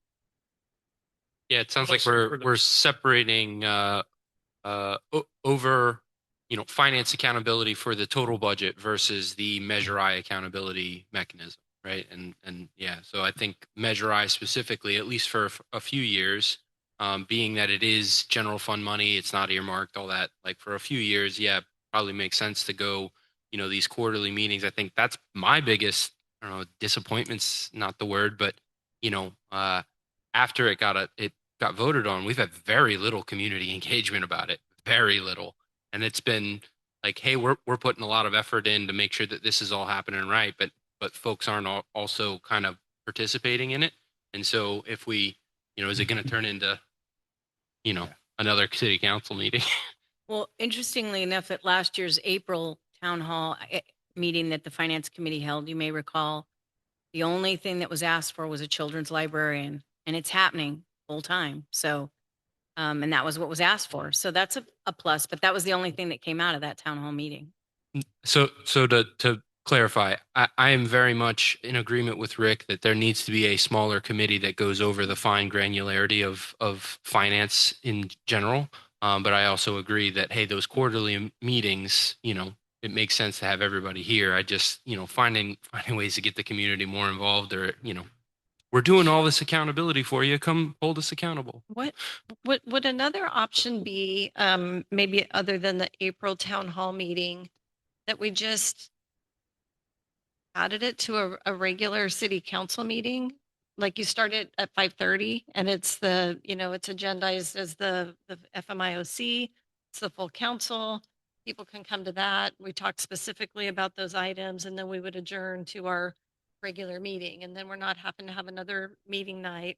The April meeting, since it's more of a town hall format, could still be held as a town hall with maybe the shining star of that town hall meeting being Measure I, but taking advantage of that town hall opportunity to maybe talk about some other things going on in the city or get input on some other things. So we're meeting our obligations, but we're also maybe using that as an educational forum or just something that would make sense. But then we're not looking at another meeting, put second and fourth Tuesdays on their calendar, and once a quarter, there's a special meeting prior to that's the FMI. They don't seem to be very long, or they haven't seemed to be very long. The November 4th one that raised this whole issue to begin with was about 90 minutes. What's that Typically, I think they have run 30 to 45 minutes. There might have been one or two that were an hour. I think that's the other bit about this is how does that work with a lot of these specific to Measure I, a lot of these meetings, the agendas for them or the scope of them were set a long time ago before Measure I was actually voted on. And so we want to stay true and honor the commitment we made. And so doing that, how do we separate these things while still honoring that, that plan? I would like to just add, because there is something I feel like that was sort of implied in the ordinance about communicating with the public. And I don't know if you all remember that, like in probably my second year, Larry Dominigini was still the mayor. And so, that feels like a long time ago. We did like a postcard about the budget. It was very glossy, bright colored, double-sided, and mailed it out to the community. And a lot of people were, where'd that come from? What's this about? A lot of that questioning. But a lot of people were really like, wow, I didn't know all these things about the budget. And I felt like we got a greater response just from people receiving literally direct mail in their mailbox that was flashy, and it cost a little bit of money, but I mean, people talked about it and looked at it and studied it. And, people came in and asked me questions about what was on it. And I mean, I hate to say it, but sometimes that's what people need to get them engaged, I think, because I mean, look. So I don't know if that's also something that the council would ever want to, maybe not quarterly, but like once a year to do something like that. Like our town hall or something, like the April town hall would be a good thing. Like, hey, Send it here's out. a pie chart with a save the date on it. Yeah, I mean, the thing that we sent out, for those of you who didn't see it, I think I can dig up a few more copies of that postcard, but I think that direct mail piece cost us about $5,000 to $6,000 between the design and mailing of it. Mailers are expensive. They are. But I was surprised at how much attention it also got from people. So, I mean, just one idea. Anyways. I think the other thing is in making this decision or furthering this discussion is this moment in time, right? This is the first year of this and everything's going great and everybody feels good about it, right? I think Orland, unfortunately, is experiencing the other side of this coin, is what happens when we vote on a tax measure and we collect these monies and when we still run a deficit and then people get really interested in what's going on. I think staying consistent with what we are doing so we can draw the roadmap and we don't get to one of those meetings, I think that's what we should be planning for. Here, here. You don't want to have one of their meetings? Oh, I read the transcript. Holy moly. Oh. All right. So I think we have a general consensus then that we'd like to see the quarterly meetings possibly be full council. Yeah, that's fine. Okay. We'd still have you and Is that Matt. a meeting I be- don't have to run? Wait, no, I still put you as running it. He ran Now he's the rethinking it. finance committee. I mean, So so you're not gonna stick with the current schedule and date, which is not on a council meeting? You want it to dovetail with the council meeting now at 5:30? Is that? I think what Evan said was it would Uh, all stay the same except for, Okay, think we would so it just would keep be it- like a special finance it'd committee be a meeting. special meeting still, five but of you. the five of us would Right. be there. Okay, Yeah, your April town hall is going to be tough if you're going to try to do that in front of a council meeting. Because Yeah. if that Yeah, meeting goes an hour and 10, an hour and 30 exactly, minutes, right. It won't work. have to stay at Correct. And so then are you thinking that the two current finance committee members would just be sort of on special assignment from time to time? Well, no, they'd be still have their finance committee. They would just, our Measure I oversight would be the quarterly meetings, right? well, the Am I saying that wrong? well, You guys would maybe still the be better finance question is, committee? what I outlined is my vision of what a finance committee should be doing. Is that what council agrees? It- finance What you committee guys are should do? doing is great. but I don't want you to think that anything that you're doing is not absolutely. But- I like that. Thank you. The quarterly. specifically, what it says they do is they do Measure I revenue and expenditures, annual audits and compliance reporting, annual and quarterly budget updates, augmentations and forecasts, long-term planning, including but not limited to city revenue and expenses, deferred maintenance and capital planning, and long-term liabilities, debt, and other finance planning. So that's all put on the FMIOC, not the full council. So if that's not full council responsibilities and it's finance and we're just getting reports back on that, or you're agendizing other council topics to talk about the same thing that the finance committee is talking about. We can do that. That sounds kind of like double. But Well, I'm just saying this is what the finance committee's Right. doing. So if they're doing it, then all the rest of us are ever hearing is their recommendation, not having a discussion at regular council meeting. So we're either doing it twice or we're doing full council doing our heavy hitting finance is done quarterly under guidelines. And that includes budgets and augmentations and all that stuff rather than coming to.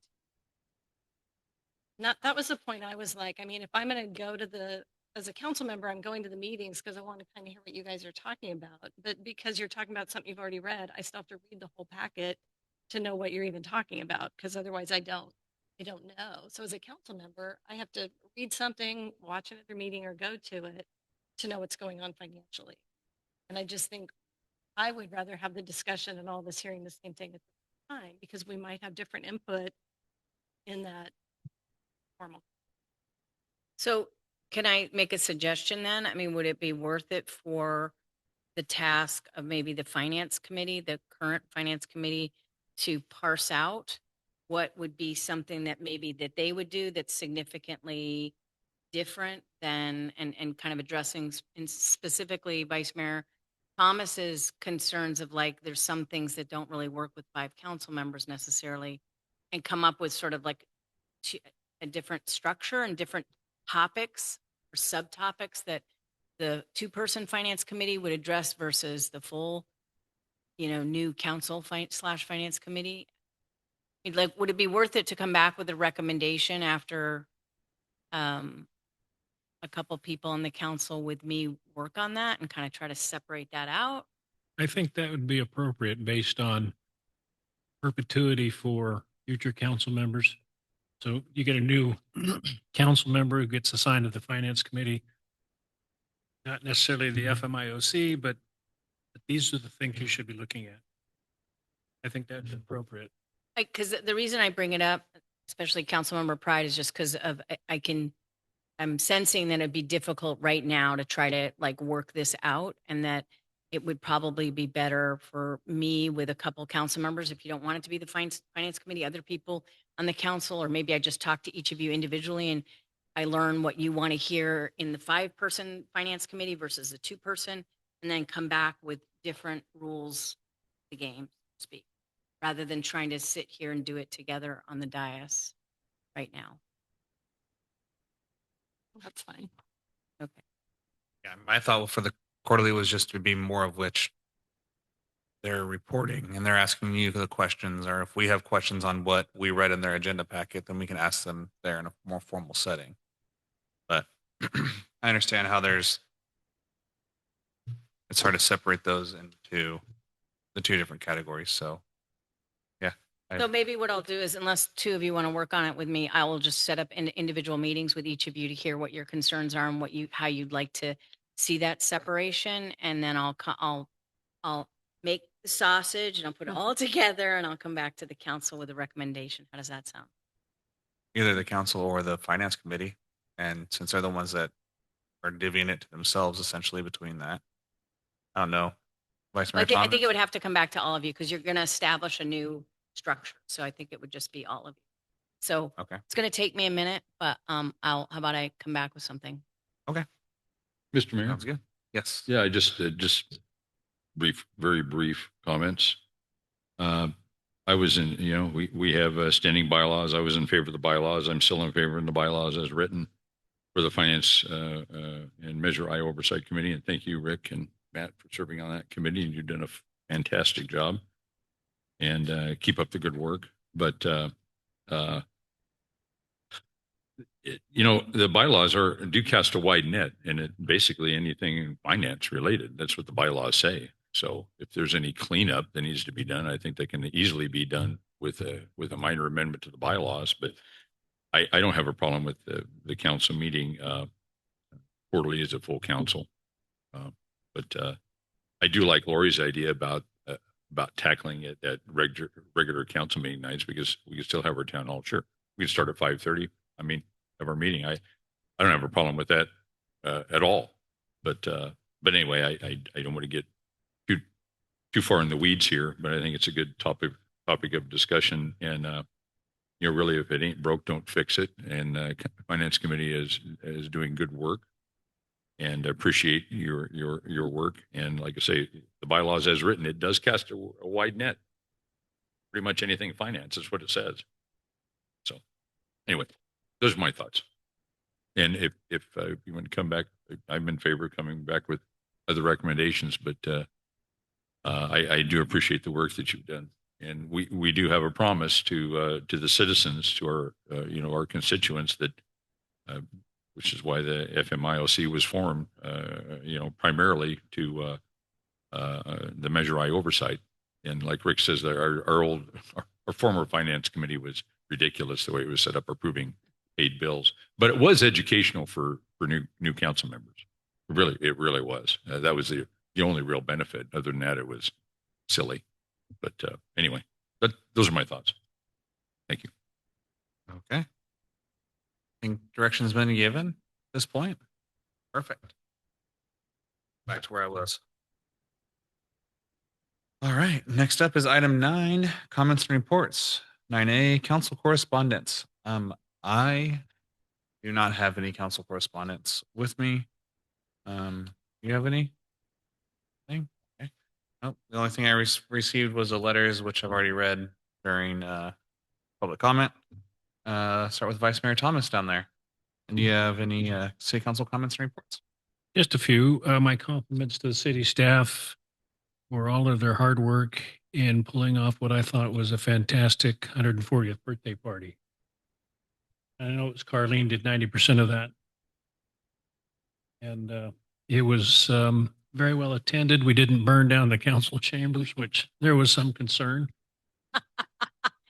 We have a fire department that could have come and put it out if it caught fire, but that was a very well attended, and I was very pleased by the people that showed up.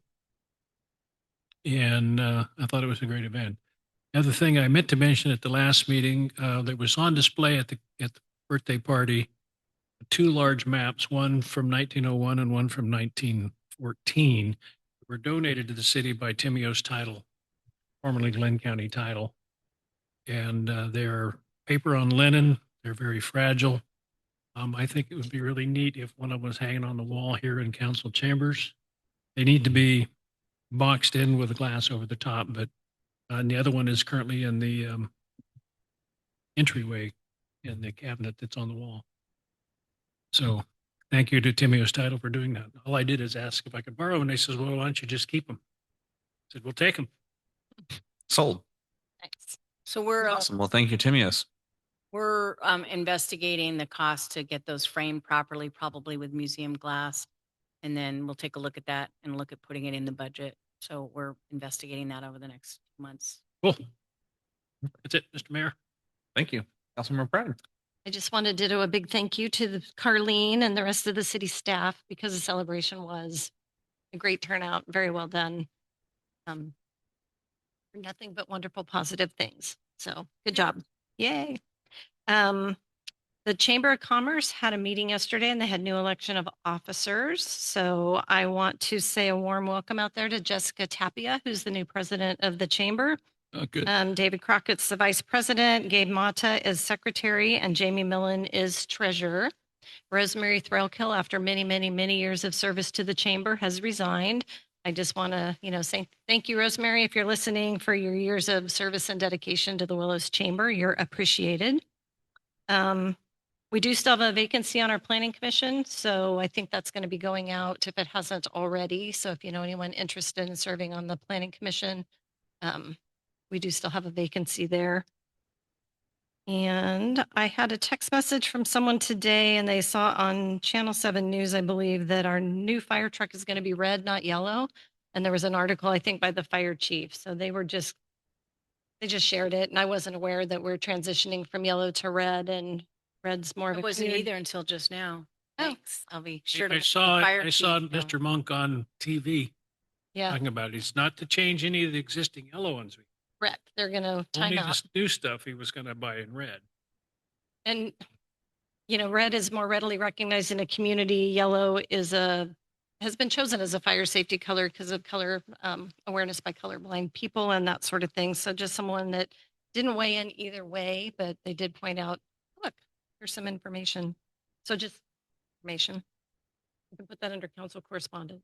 I told him he needed to do it purple and gold for the high school colors. So he said no. And just if maybe in the future, Marty, we just get a quick update on the banner program. I know the wayfinding signs had final approval by the planning commission at their last meeting. So those are going to be moving forward into being ordered. So now that that design has been approved, we wanted to incorporate that into the banner program. So I'm happy to work and be a liaison with CGI or whatever I can do to help. Thank you for mentioning that. We were waiting for that approval before engaging them again because they know that the community wants to be involved. Thank you. So I think that's it. Thank you. Perfect. Councilmember Busby. Nothing. Okay. Councilmember Hanson. Other than great job on the 140th. My in-laws were in town from Louisiana. They had a great time to the point where they're like, maybe we should move to California. So I'm going to go ahead and say that's a big From where? What state? Louisiana. Oh, cool. Okay, very So good. Carlene needs to be part of our business attraction program, right? Councilmember Hanson. Thank you, Mr. Mayor.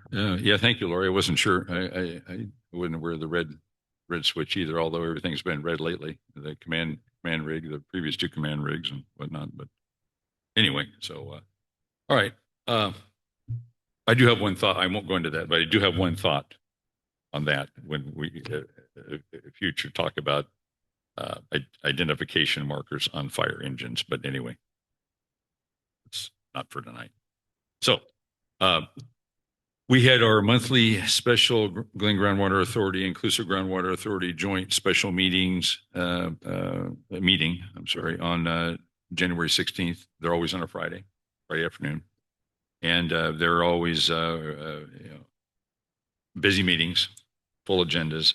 And we're now working on the pilot domestic well mitigation program. Well, we just actually wrapped up the domestic well mitigation program. Now we're working on the demand management program, which is due for Department of Water Resources January 1 of 2027. So the clock is ticking. So we're full speed on that. We approved David's Engineering Incorporated to begin work as a consultant on that project. David's has done a lot of work with our entities. They do excellent work. They're fantastic water scientists, and that's what they do, and they do it well. So that was that meeting in a nutshell. And those meetings will continue on a monthly basis throughout the year. Once again, I saw Carlene at a meeting earlier, City Hall. Thank you, Carlene. Excellent work. And Marty and to the team, excellent work on the birthday celebration. Class act. I was shocked. I figured there'd be 30 people here. I got here. I had a meeting, had a groundwater meeting. I got here at 5:29, came in the back door and the place is packed. I never even got out the front door talking to so many people. I mean, I went to see the carriage in action, but excellent work. So yeah. And I know that the team was out getting flyers out also and the word out all over town. So good work. It was think- great. It was fun. It was actually a city. Giveaways we had. It was a city event that was actually fun. It was actually fun. You know, it was good. It was fun. Was. Great job. And Marty, thanks for the idea when you first brought it up. I thought, oh boy, you know, but hey, it was a I think huge success. that Lori's cousin's medallions were a huge hit That was because my sister. oh, sorry, your sister. I apologize. That's right. But that line out the door was in large part that as well. So I mean, that's I think a note to self about having nice, classy giveaways. Well, good job. Excellent work. Thank you, Carlene. And you know, we had a number of our members of our constituents here tonight, members of the public, you know, or in reference to transitional housing. Although we have limited, if any, jurisdiction over this, I'd like to see an agendized topic of discussion so we can present our side of the transitional housing matter. I think that would be just good communication.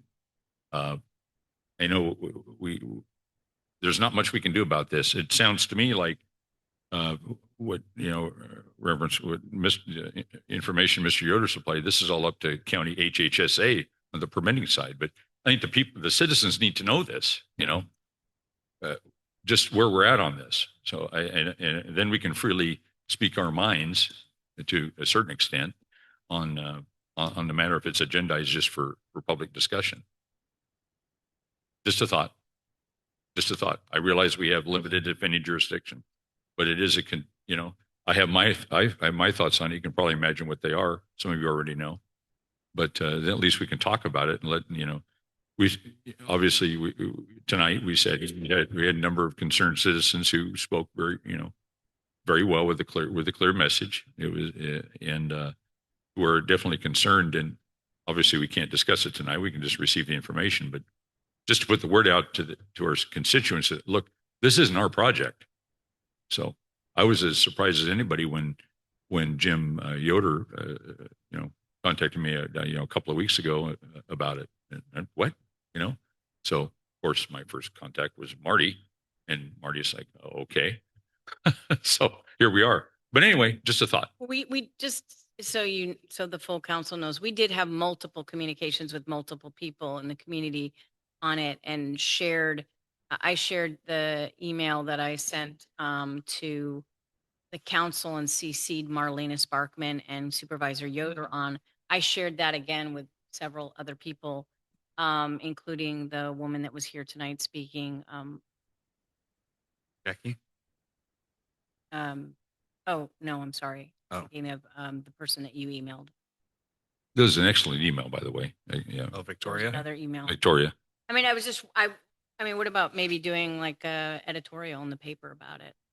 Yeah, well, yeah, that's fine. Just, I would say just, Some sort of PSA on it. just a way to get the word out, our message out. Maybe it doesn't have to be an agendized item on a, you know, at a council meeting, because clearly there's not much, if anything, we can do about it.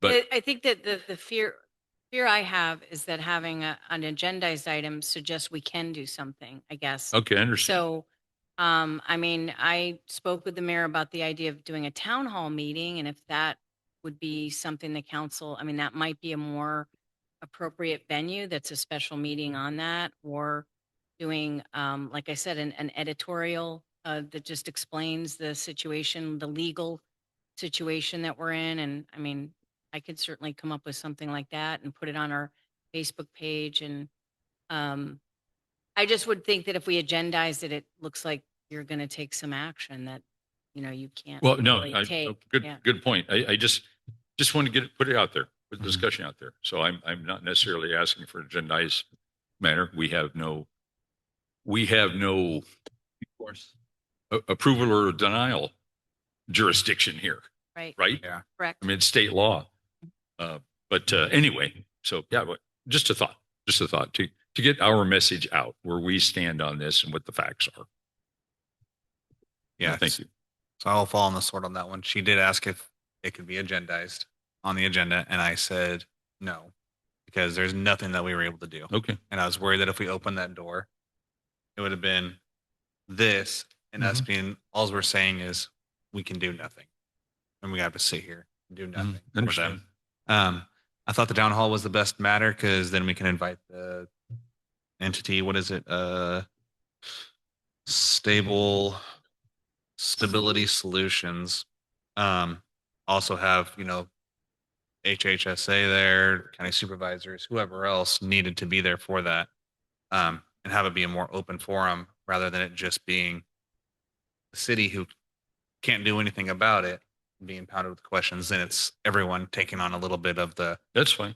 of works. that. I mean, and if that's a town hall meeting that the council wants to sponsor and you want me to set, to set something up like a special meeting like that and invite HHSA and the solutions people and, anybody else in the board of supervisors, and that's something we could do.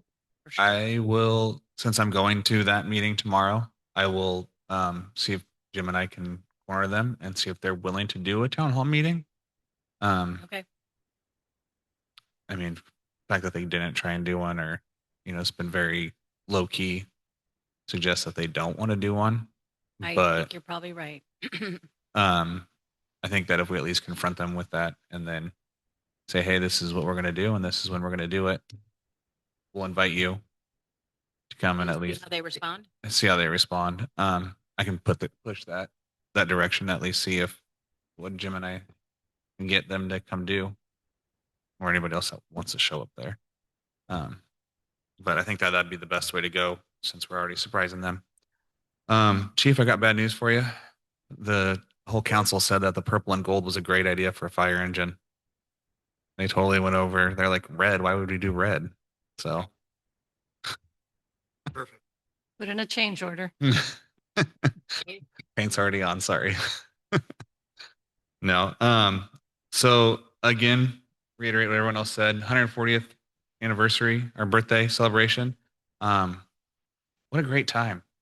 It was really well done. Great job setting that up. It was just, I snuck in through the back because I was showing up late, which you couldn't sneak because it was so packed in here that there was people everywhere. Which of course then you have to ring the bell that you guys had sitting out there. Walked in, just amazed by how many people fit into this space. Was not expecting it. Food was delicious. Red 88 did a great job serving. The horse carriage, I tried to stand in line, but I got impatient. And next thing I know, I'm being cut in front of because I'm busy talking with, other people and everything else. And which is great. I mean, that went off like a big hit. Received a lot of compliments afterwards about how great it was. So, my parents even came in, and so they thought it was a really cool thing. And We're so, gonna put monthly now. yeah. Yeah. So anyways, just great job. That was a really cool event. So, I have not been disappointed by any of the events that you've had a hand in, Carlene. So great job. Time for Yeah, on the transitional housing, I have received phone calls and text messages on it. Again, a lot of that is state. They're protected by a couple of AB 23, and I think there's another AB. I'm not quite sure if that's the correct number or not. Don't quote me on that. But there are a couple of state statutes that they're protected by on putting those wherever they kind of want to. And we have little to no say. So you want to complain, that goes up the ladder above county levels. With that, we had also had a meeting with Senator Schiff at the Glenn Medical Center. He was touring the hospital with the bipartisan bill that he had on the ballot, or sorry, on the desks for the Senate. And I believe Congressman Lomalfa was part of that as well. And that did get passed. So I believe the hospital is we're that much closer to it getting its critical access hospital affiliation back. Now the problem is though, since it did close, now it's a funding problem. I believe they think it's about $30 million to retrofit the current hospital, but that's not realistically possible considering that the rooms are too small. There's not enough square footage in the building to make the rooms big enough to work. So the topic came up of rebuilding the hospital, because the hospital does have a lot of ground there. And they're saying that would take somewhere around $100 million. And so in that meeting, if you're watching or listening to it, you'll hear that essentially the current owners they've already pushed their reserves to their limits, rebuilding other hospitals and essentially doing to other hospitals what Willows needs done, that they can't fund that. So they're trying to find out either someone to take it over that can do that or find some funding sources to do that is the next big goal. So we're still looking a couple years out. But with that, we did get some positive light with Chief getting us onto our ALS track and being able to provide that service to our citizens. So that was, a good little upward turn that has come from that. So yeah, with that, that is all I have. Is there anything else? Oh, the council? No. City manager's report. I have no report. Wow. Excellent report. Excellent report. All right. With that, we will continue on to item 10, closed session pursuant to government code sections 549, 54.3. The public will have an opportunity to directly address the legislative body on the item below prior to the council convening in a closed session. Public comments are generally restricted to 3 minutes. Item 10A, public employee performance evaluation 54957, title city attorney. Item 10B, public employee performance evaluation, section 54957, title city manager. With that, is there any public comment on items 10A or 10B? Seeing none, we will go into closed session at 8:01.